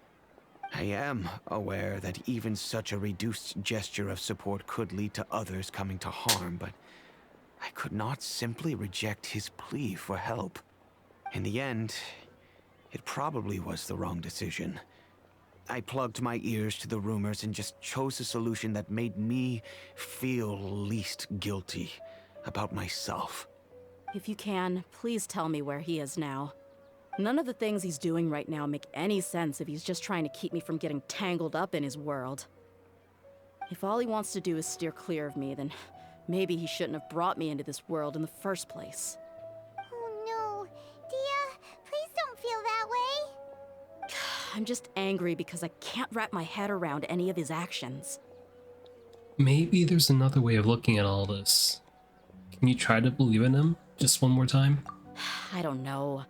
I really don't know. I don't think I can do it.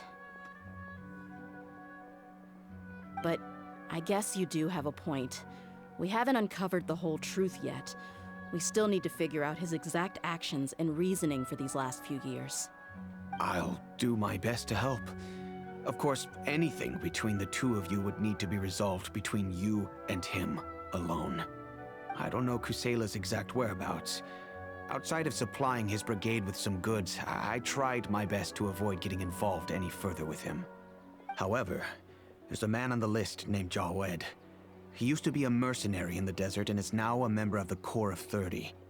He's responsible for supplying weapons and liaising with the Dakan al-Akhmar's merchant caravan.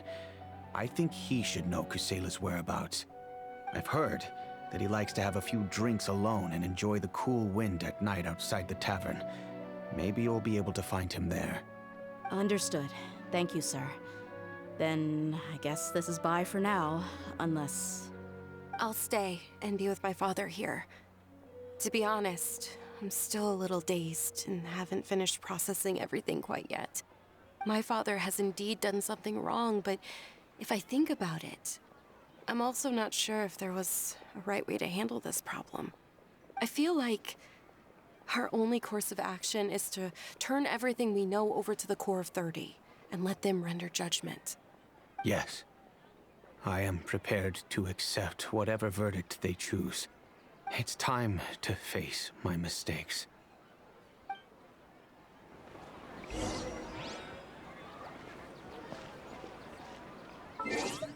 Nighttime. 20 o'clock.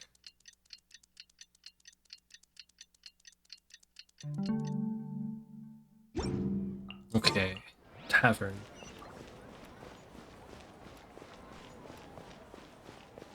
What's up? Huh? Who are you guys? I know what you've been up to. Smuggling weapons to violent brigades in the desert while working for the Corps? Pretty bold, if you ask me. Shh! Keep your voice down. How do you know all that? Come with me. We should take this elsewhere. I'll be happy to talk things over once we're somewhere private.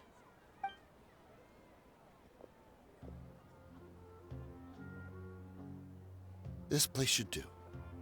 All right, back to my question. How did you all know about me? Don't worry about that for now. You know what kind of punishment you'll face once we report you to the Corps, I assume. Wait, there's no need to jump the gun. Let's talk this out. What are your terms?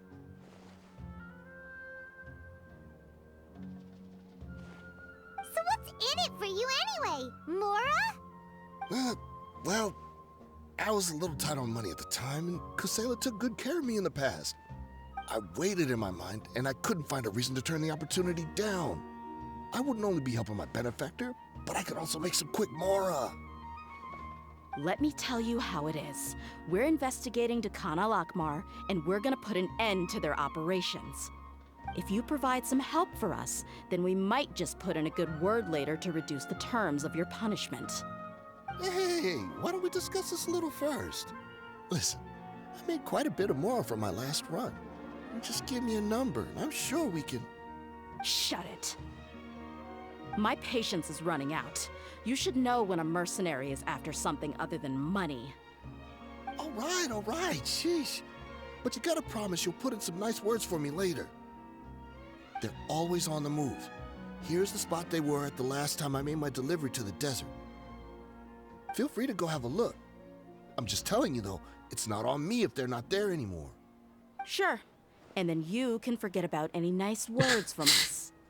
Hey, come on. Now you're just being unreasonable. Really? And how do I know you're not leading us straight into a trap? Don't forget, you're the one with no bargaining chips. All right, I get it. Why don't you go take a look, and if they're not there anymore, I'll try to figure out something else for y'all. Now that's more like it. Let's move. And as for you, try to stick around the city until we get back. You don't want us to call the folks from the Corps and have them drag you back to the city. Don't worry. I'm not going anywhere. Dakan al-Akhmar. Where even is that?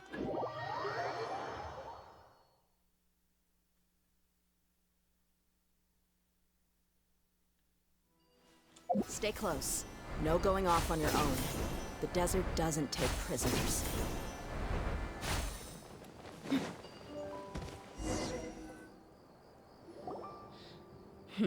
Seems like we're in luck.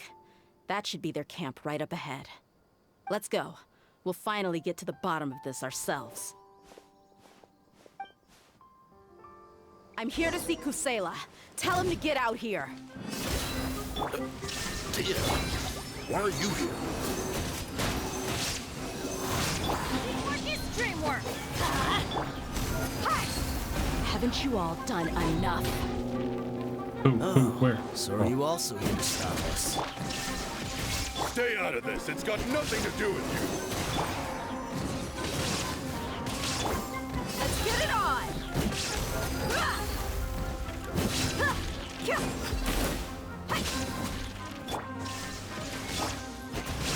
Stand clear. Everybody stand! Oh, why are you so far out? Oh, she's so strong. Enough fighting. We all know each other, and I don't want to take things too far. Just bring Kusela to me. There's no use hiding him anymore. Did you understand a single word I just said? Or do I need to bash your skull in some more? All right, everyone, let's all just calm down for a second. Dehya, the boss can't come out and see you anymore. He died a long time ago. What? Seems like you've been out of the loop for a while. Guess that's for the best, though. At least, that's what the old man wanted. When did he die? What happened to him? A few years ago, Kusela broke up Dakan al-Ahmar and went to the Deshret's Relics headquarters by himself. So is that when you guys started acting up?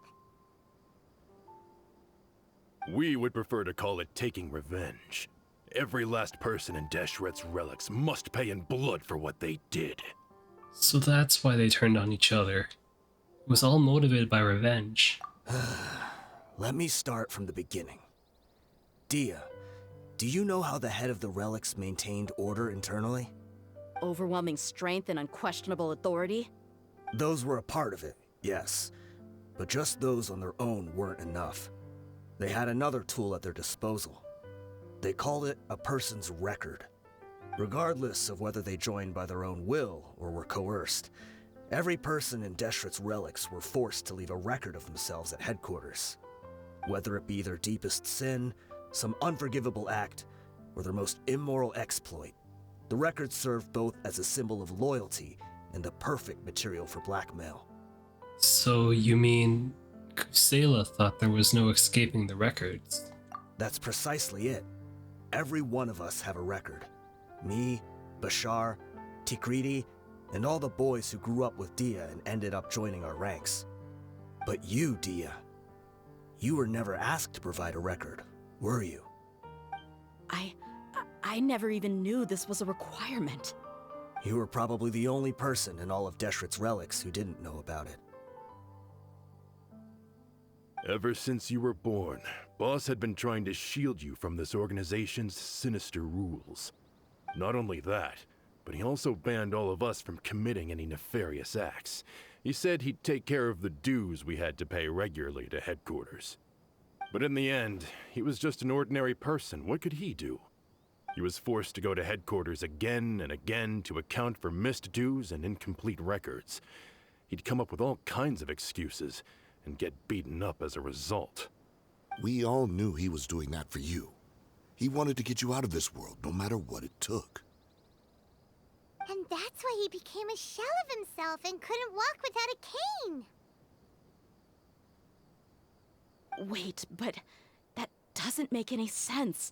I didn't know about any of this, and I'd never seen him get injured or beaten. Because you were too young at the time. How would you ever tell between wounds from a beating and wounds from battle? When you left home after that final argument with him, he seemed to age by a decade overnight. Even his hair went gray. So, even the blazing beasts were... Yep. It was all his doing. Had he not arranged them to come to you, you probably would have been reduced to a pulp before you ever left the desert. A few years ago, Boss said he needed to make another trip to headquarters. He was already pretty weak then, and we all assumed he was going to get beaten again. I suggested that he hand the role of leadership over to me, but he said there was no longer any need, since the Khan al-Ahmar would soon be no more. His words made no sense to me, but that night, we heard that a massive fire tore through headquarters and razed everyone's records to ash. Everyone gained their freedom that night. Many members fled, not just from our ranks, but from the other brigades as well. But how could we leave with a clear conscience? All of us who knew exactly what had happened. The boss can't have just died for nothing. Those heartless jerks at headquarters took him from us. From that point on, the sole purpose of the Khan al-Ahmar became revenge. The big fire that boss started was quite a blow to headquarters' strength. It's given us the opportunity to launch our attack. Even though we're outnumbered, we vowed to see our revenge through to the very end. But Destrick's relics haven't been the only victims of your revenge. There were people from headquarters who changed their names and went into hiding. Some fled to other brigades, and others escaped to the rainforest. But we won't let any of them escape our wrath. They'll all pay for what they've done. We've suffered plenty of losses as well. To keep going, we need an enormous amount of supplies, from food and medicine to weaponry and explosives. All we can do is exchange our loot from Mora, and then use that to get supplies. We forged Boss's handwriting and sent out many letters to his former friends. Thankfully, many people were willing to come to our aid. We were also able to attract many mercenaries who shared our goal. We've endured unspeakable pain to win many impossible battles. Deshret's relics have become weaker and weaker, and now we finally have an opportunity to directly strike their headquarters. Paimon doesn't know what to say anymore. Responding to violence with more violence will only cause more pain. Do you have any idea the amount of damage you've done? We do know right from wrong, but we were sinners from the very beginning. We do not deserve the freedom that the boss won for us with his life. Boss always loved his old-fashioned hero stories. Those tales about sacrificing yourself to save the world. We used to always laugh at him for it. But in the end, he really went and lived those stories out himself. As for me, I never considered myself a hero. We're all the lowest of the low. We have no right to even imagine such an existence. But maybe those hero stories he liked foreshadowed everything that was to come. The spirit of the hero touched all those he had saved, and more people joined his cause. Maybe we were all just acting along with the play in the beginning. But as we acted the parts and recited the lines, we were drawn in. And now, we want to see the story through to the end. I'm sorry, Dehya. I know you always found us insufferable ever since you were young. Just think of this as a madman ranting. I'll go with you. Huh? Dehya? You wanna go with them? I grew up with these guys, and I know they're not bad people. It's just that some situations get so bad that it's difficult to tell good from evil. All I know is that Deshret's relics must be destroyed. Furthermore, I want to go see the place for myself. I want to know if my father is still there. I know you don't want to get involved in this, so there's no need for you to tag along. I can do this on my own. I'm on your side, Dehya. I made a promise to Dunyarzad to support you. Yeah. Paimon feels like we'd only regret it if we don't see this through to the end. Thank you. We'll be a lot stronger together with you. I bet Boss would lose his mind if he ever knew you'd join us at the very last moment like this. Considering all the losses and injuries we sustained, we can't afford to turn down someone as powerful as you. He can think whatever he wants. But the fact is, I owe him this much.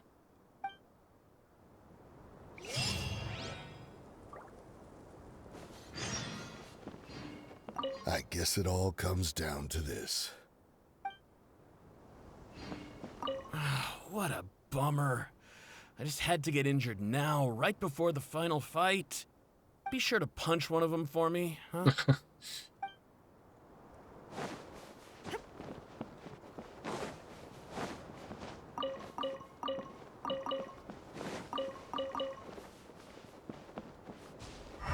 So, 2,000 meters away.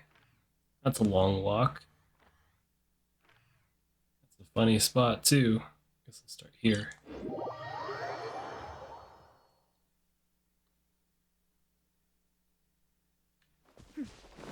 Clear skies can do nothing to hide the brilliance of lightning.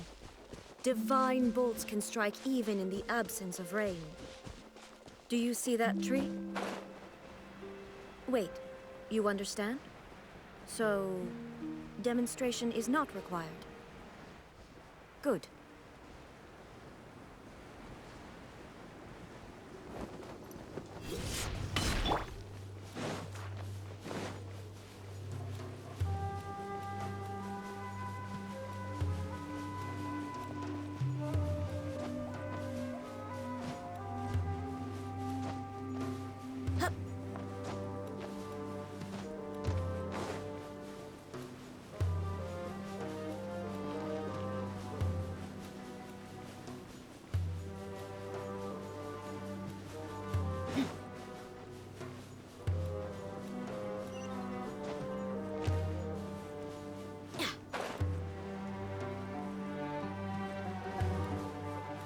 Stay close. No going off on your own. The desert doesn't take prisoners. Is this the entrance? We sure didn't run into much trouble on the way here. Should be. I don't think they have enough manpower left to post guards and defend their perimeters.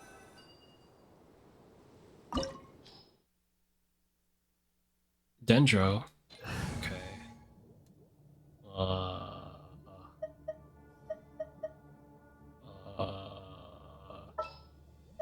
I've been waiting for you for ages. Okomi? All is accounted for. Let's move out. Yeah. I'll bring Xiangling. Just sharpen my spear. Yeah, okay, that'll do. I should have Trial Dehya with me.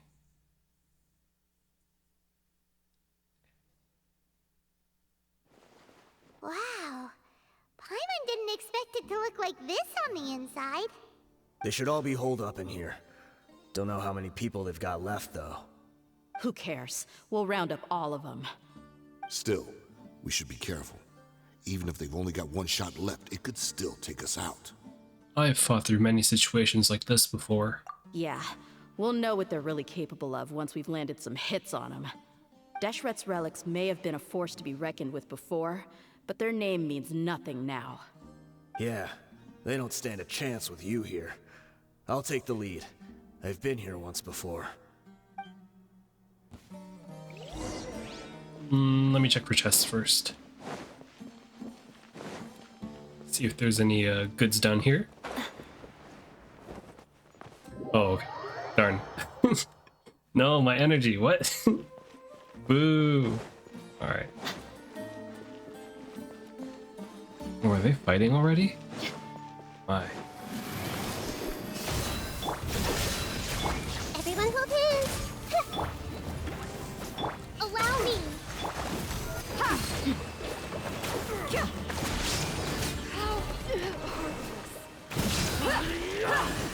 A new punch.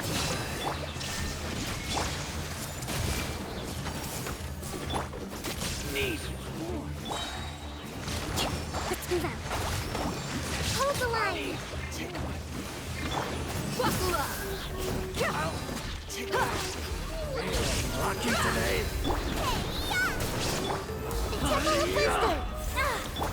They're dead meat.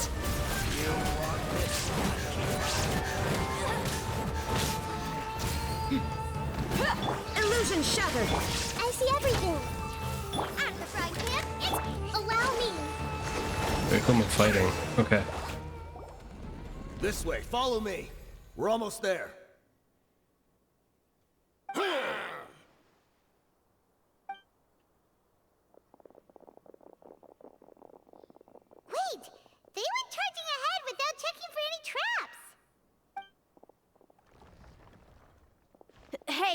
You guys okay? It seems like we just got trapped in here. Don't think we triggered anything else. Watch out, the enemy's coming from ahead. Well, now that things have come to this, seems we'll have to fight our way through. Don't worry about us. We knew something like this could happen. Go and take a look around. There could still be another way through. Let's go! We can't let the boss down! Let's check if there's another way! The sooner we can make it through to help them, the better. Let's see. I think I see a way through over there, but it's being blocked by something. Let's try our luck with that mechanism. Okay, let's go! Is there something over here that I can look at? Any chests around here? No?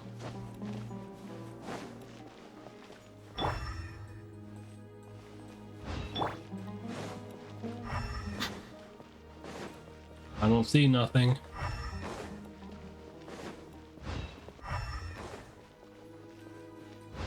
Above?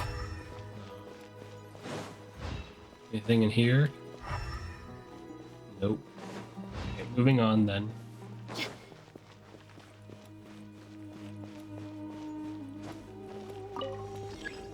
I did not read that.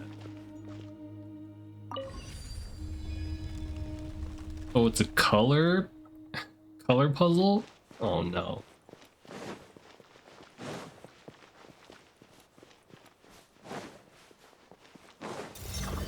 Look alive! There is no escape! Boba, get them! Rest and rebuild!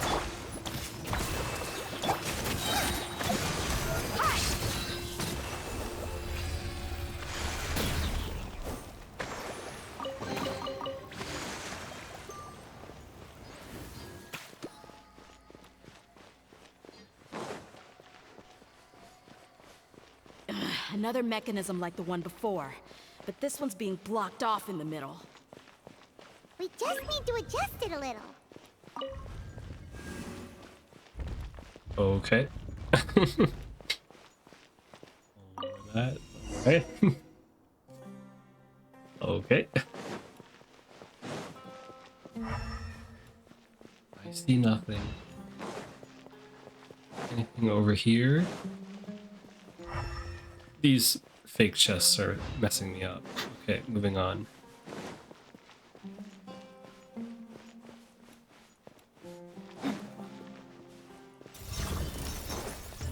Buckle up!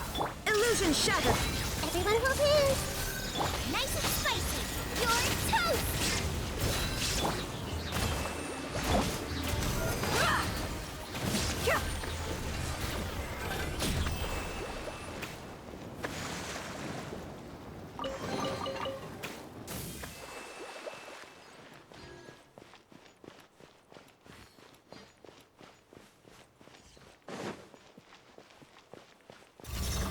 Look alive! There is no escape!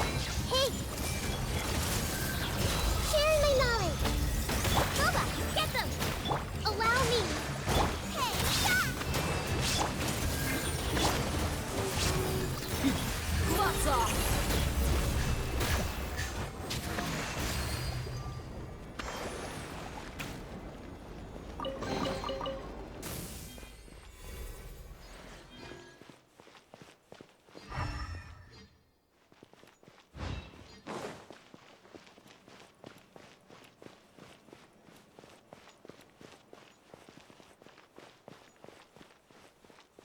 Hmm.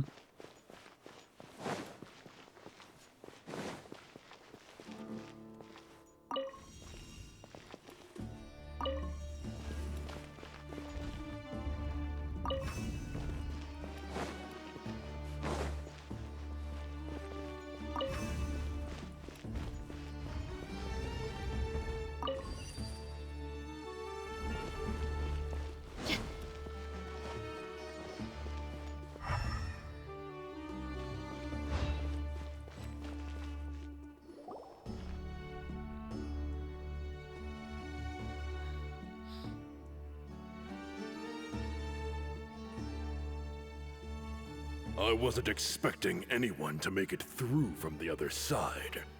But as a desert dweller, I suppose we should be used to our folks defying all expectations. Don't waste your breath. You have nowhere to run. Run? Had I wanted to run, I would have fled 1,000 times already. I witnessed the golden age of Deshret's relics.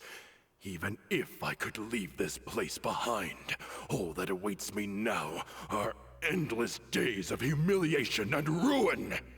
Even now, my brothers and I still believe in one thing. The greatest should never live to remember their fall. So you want to go out in a blaze of glory? Let us draw our weapons! We will show them the true power King Deshret bestowed upon his followers. They are but two, while we hold within ourselves the entirety of the relic's glory. Wave 1, charge! Eliminate them! They're really spaced out. Okay. Where do you think you're going?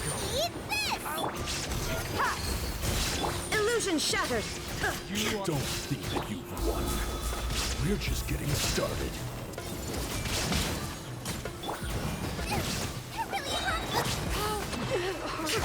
Never my patience. Will need you. King Deshret will not abandon any one of his followers. There is no escape! Will. I see everything. The Temple of Wisdom. Regret. Brothers! This is where we prove our faith. You all just want to die? None of us plan to leave this place alive!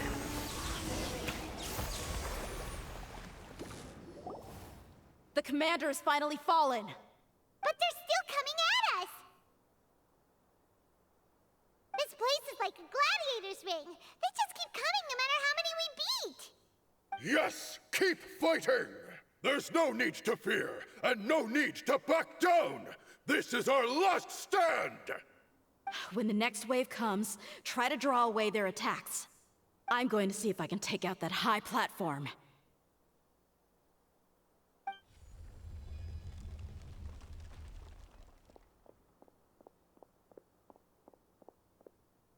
Get out of my way! Come and face me, Michel! Ugh, so they've broken through the front as well. Apologies, Lord Michal. They fight like absolute madmen! No matter how much we throw at them, they just keep coming for more!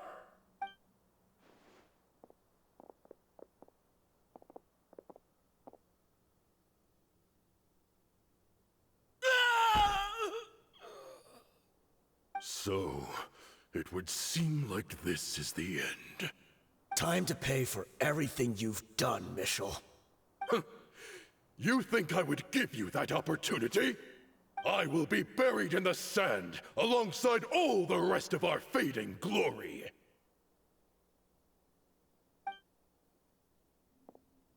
Hey, wait!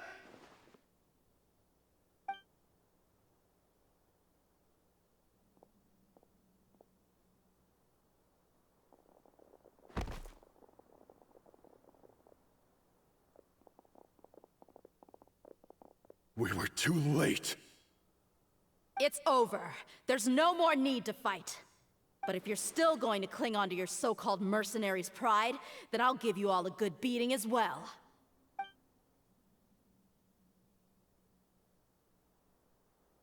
Hey, Dehya! I found the mechanism. I'll get you all back up here right away. Let's go.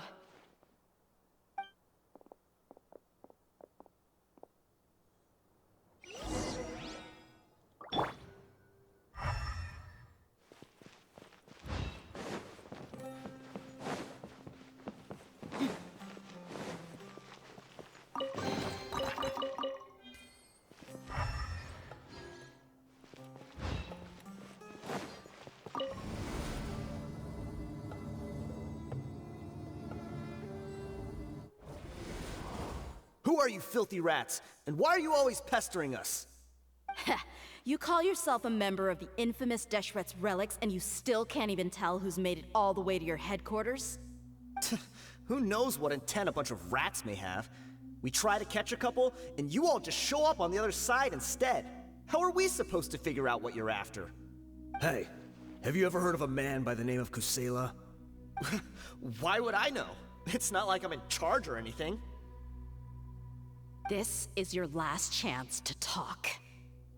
Hey, I said I don't know anything. I'm just an average member here. I'm telling the truth. If you're here to find someone, why don't you look through the records yourselves? Who can remember every name and face with so many people coming in and out every day? The irony. His life became a light for so many, yet to others, it wasn't even worth remembering. Where's the records room? Answer me! It's right over there. All the files are in there. You can go through them as much as you want. It's not like any of them still matter anyway. I mean the old records room. The old records room? You mean the one that got burned down? Kusela. Ah, yeah, I remember him now. The guy who could hardly walk. Watch your mouth. That's our boss you're talking about. He was definitely faking it. We all let our guard down as soon as we saw him come hobbling in. But in the short time it supposedly took him to take a dump, he'd already gotten away and started a fire in the records room. He couldn't have possibly outrun us if he wasn't a fraud. And after that, Deshret's relics fell into complete disarray. Stop wasting our time. Every one of us here is perfectly aware of what he had done. Tell me, where is the old records room? It's just over there. Go see it for yourself if it means that much to you. There's nothing left in there but ashes. No human could ever survive that kind of inferno. Bashar, Tikriti, let's go. We'll leave the others here to guard these guys. Spare them no mercy if they try anything.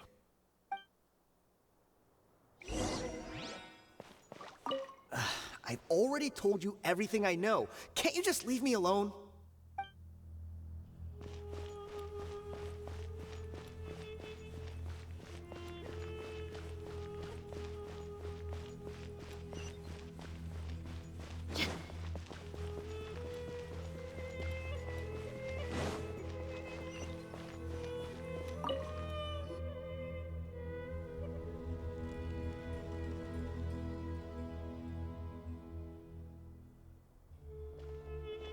So, this was his final destination. How did he do it? Getting past all the guards with a limp and sneaking in here to start a fire?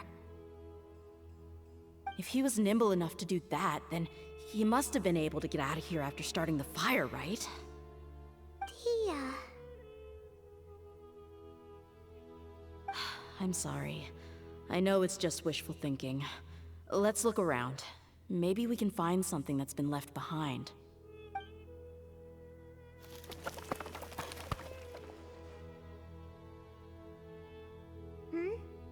Is this a cane? It must be the one that Dehya's father used. Kusela. Thanks for everything, boss. We're fortunate to somehow find that cane after that fire. Let's split up and look around some more. What if something else has been left behind? But what else could survive a fire like that? Huh?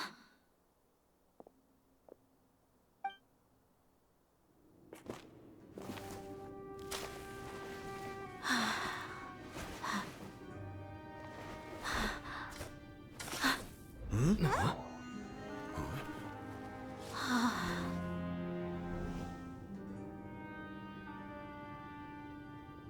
Potso. Wait!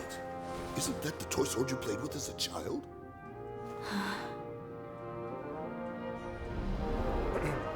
The dragon is no more, for Princess Dehya has slain it.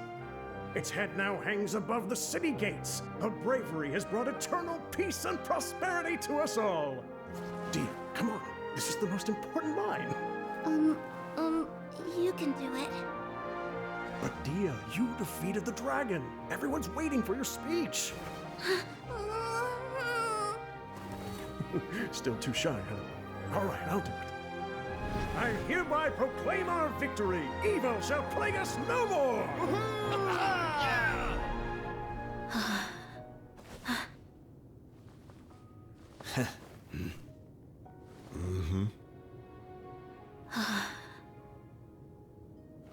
I hereby proclaim our victory. Evil shall plague us no more, Dad.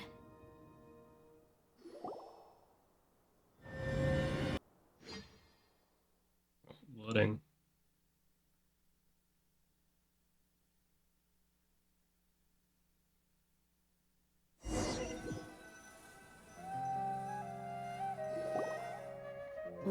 What's this?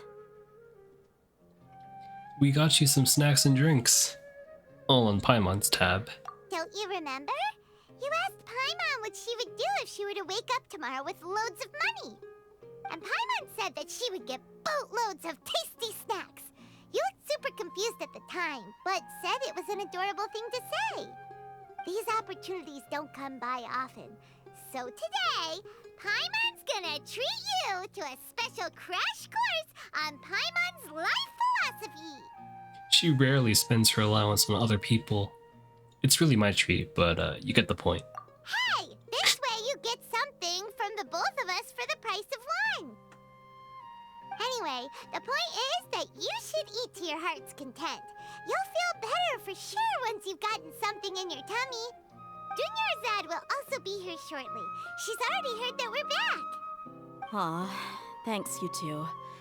Honestly, this is very unlike me. I just had a lot on my mind on our way back, so I didn't know what to say. My chest was filled with all kinds of intense emotions. They just shook me even more than all the feelings we've shared during our previous adventures. But when everything came to an end, those emotions also vanished without a trace, and I was left feeling more empty than ever before. It was as if I'd lost the thing that was most important to me. Everything just happened so fast. Yeah, you're right. To many mercenaries, Mora is the most important thing in the world. But perhaps to us, it's the most worthless thing of all. Idrisi and the others all used to say that they would quit if there was no Mora to be had. But when it came to avenging my father, there was no Mora to be made anywhere. My reality shattered when I found out that the father who always told me hero stories was in fact a bad guy. But look at me now. Am I any different? Despite all my promises about never forgiving him and never trying to understand him, I still went to such lengths to find out the truth and nearly even shed tears for his sake. We're hypocrites, all of us. You should never question your true feelings, though. Yeah, you're right. It's just a pity that we often only recognize our true feelings after it's already too late. You're back! Are all of you all right? Ah, there she is. Yeah. Many people from the Corps of 30 came over, and I just wrapped up everything with my dad. All I can do now is wait for their verdict. Huh? Dehya, you're looking quite down again. Paimon will explain. A lot happened while we were gone. Once Paimon finishes telling the story, Dunyarzad begins to cry. Sorry. I really should have controlled my emotions better. I just... It's all right, my lady. You were hurt by all of this as well. Truth be told, I'm starting to feel a little guilty watching you cry like this. Dehya, your pain must be even worse. You shouldn't need to comfort me. Hey, don't worry about me. If anything, this whole thing has finally shown me the difference between illusion and reality. My father probably thought that people could settle into new lives as long as they moved to a new environment. That thought has even crossed my mind a few times. It's like saying, what's wrong with adapting to a new life? However, there was always something deep within my mind that refused to accept it. This impulse brought me great turmoil, and even made me feel ashamed for turning my back on your father's kindness. But now that I consider it again, it all makes sense. The desert sands are a part of who I am, and I will never be able to lead a peaceful existence. I understand how you feel. That doesn't mean I won't be making any changes to my life, though. As an example, I'm now thinking about taking on some small odd jobs. It's just like Idrisi said. I also want to catch up to my father and become a character in his play. Even if the ending of the story may be childish and ridiculous, it won't really matter. Isn't that neat, though? Oh, you'll be a whole new kind of mercenary, one that's not out for Mora. Why don't we go for a change of scenery once we finish eating? What about stopping by the Grand Bazaar again? Right. You said you wanted to get a rug for your family. We'll come along too. It's always more fun when everyone's together. I can't thank you enough for taking care of me this entire time.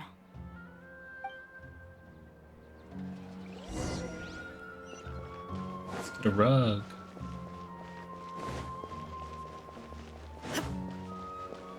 Oh, change the team back.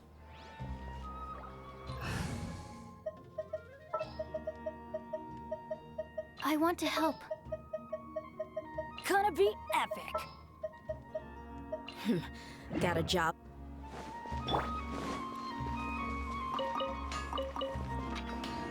Da-da-da-da.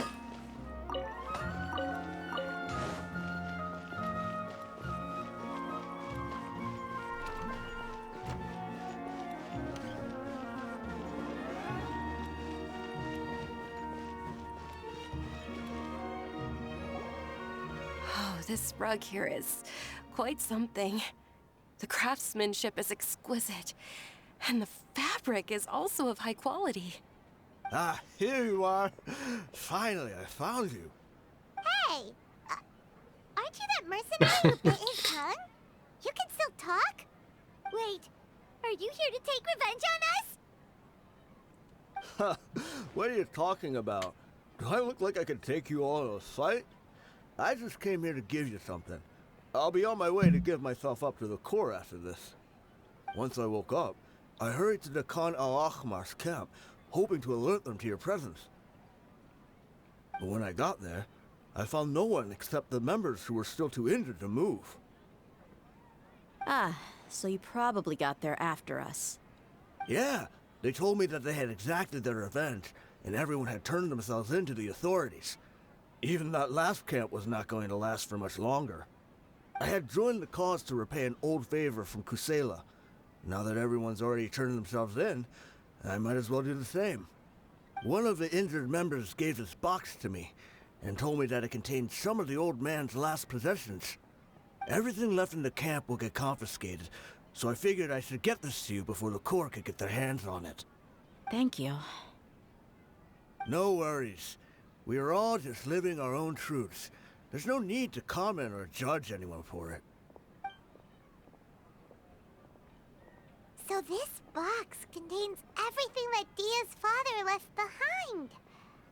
Huh. It feels lighter than expected. Well, back in the day, the first thing he did with any Mora was spend it on things like drinks and meat. But let's see what's inside. What's this? It's just a bunch of junk. Ugh, it kinda stinks. Perhaps it's just been left unopened for too long. A handwritten copy of a storybook. The paper's already yellowed, and it looks like it's about to fall apart. It was against the Academia's rules to possess books for personal use. If he was going to break that rule, he could have at least copied something useful. That probably means this was really important to him. Ah, and here are a few bags of children's snacks. The packaging's completely deteriorated. Maybe that's where the smell was coming from. Did he get those for you? Yeah, but here's the thing, though. Even when I was a child, I was never a fan of these kinds of snacks. He'd always say that he got them for me, but in the end, he always ate more than I ever did. Who even leaves snacks in a box like this anyway? Isn't that just common sense? Forget it. Let me see what else is in here. A razor, some buttons, some round iron tiles, a wooden toy puppet, a wool scarf, which from the looks of it probably belonged to a woman, and a hair clip? Why are these things here? I'm suddenly feeling a little scared. I'm sorry, my lady, but this is just the kind of man he was. He probably saw this box as some kind of personal trash heap and dumped any and everything in there. 2 empty liquor bottles. Tell me, you guys, are these the kinds of things that a normal person would leave behind? Probably not. What an interesting man. Huh? There's something in the bottle! Oh, you're right. Good catch, Paimon. All right, I got it out. It seems to be a piece of paper with some writing on it. The bottom part's all damaged from moisture, though. Let's hope the writing didn't smudge. I was suddenly seized with an urge to write a letter after finishing this bottle. I just folded it up and left it in the bottle, though. If I end up forgetting about it, it won't really matter. To Dehya. It's a letter for me? You don't need to read it out loud. It's all right. I'll just read it out. If he went to the trouble of writing a letter, there must have been some important things that he wanted to say. Or at least record down. My condition's becoming worse and worse. Can't even walk without a cane anymore, much less go out and have fun. Guess I don't have many days left.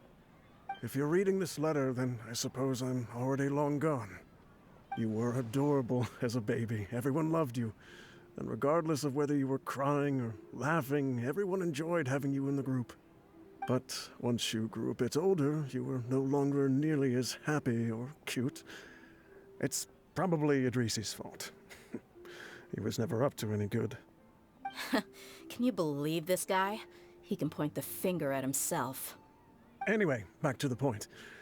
To summarize, I'm writing this so you would know not to feel sad for me, even if you end up finding out the truth. The reason being that I was never your father to begin with. Wait, what? Surely, he must be joking, right? I don't know. I was quite formidable when I was young, and 100 times cooler than some so-called flame main. Really felt like the whole world was under my feet. With just a teeny tiny bit of effort, I felt I could rule over the entire desert. But as fate would have it, I went out into the desert for a drink one day and discovered a baby in the sands. It was you. You were just lying there, small and helpless. You were so tiny that if the wind blew for just a little while longer, you would have been buried forever. But your cries were so loud they made my head hurt. Now that I think of it, you really were a bundle of energy. Sounds like he's serious. I told Idrisi and the others that I had slipped up with a woman while out and about. None of them even doubted me. I'm sorry that I had to lie to them for so long, but I really had no other choice. I was their most esteemed leader, after all. It's not like I could just tell them that I suddenly wanted to play at being a father. At this rate, I'll puke up all the liquor I just drank from this bottle. Anyway, Dehya, you possess the kind of freedom and kindness that we could only dream of. As far as how you should live your life, that'll be up to you to decide. That's the end of the letter. In the end, he was still thinking of me as a little child. But isn't that also a good thing? I suppose, or I would have suffocated under the sand a long time ago. He was a good father to you. The fact that he wasn't a blood relative doesn't change that. Yeah. It's just a pity that we had to learn the truth of everything like this. Do you already have some ideas about the decision that he wanted you to make? I do. If he first found me alone in the sands, then I want to try my hand at finding the person who abandoned me. I just have one wish. To tell them a story. That there once existed a childish and foolish jerk with a heart of gold. And that only under his care was I able to grow and mature into the person I am today. If you end up finding any leads, can you share them with us? We go on adventures all the time. Maybe we'll be able to find some information for you. Sure, I appreciate it. I wasn't expecting you to be so enthusiastic. I also don't want to see his efforts go to waste. Don't want you to stop going forward. I'll help too. Thank you. All of you.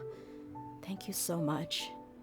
My life has certainly had its twists and turns, but I've always considered myself lucky. Because no matter where I've gone, I've always been surrounded by incredible kindness.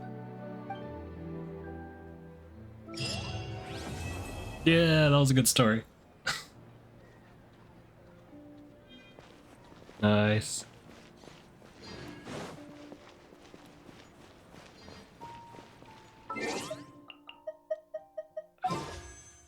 $231. Okay. Well, I guess I can just wait until I get 1600. Man, that's such a long way. That's such a long way. Okay.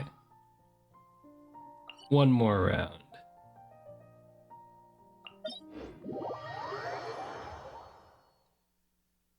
One more resin dump.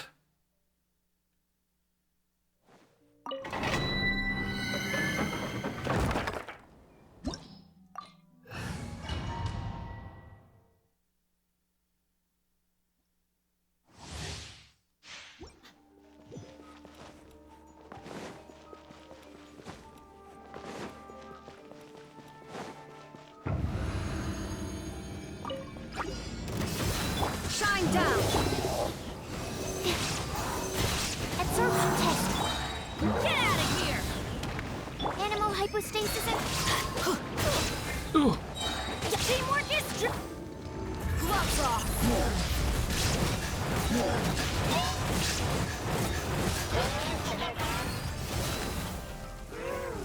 Hi! There is no escape! Stand clear.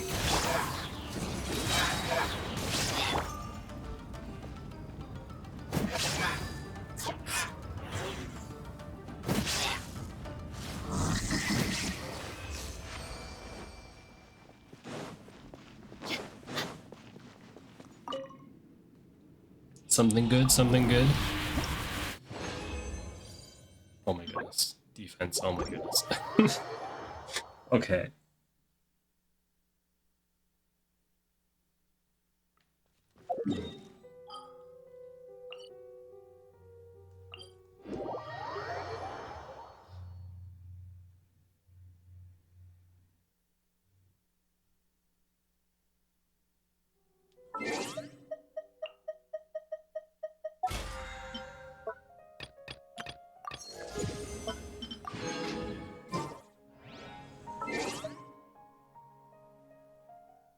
Sweet.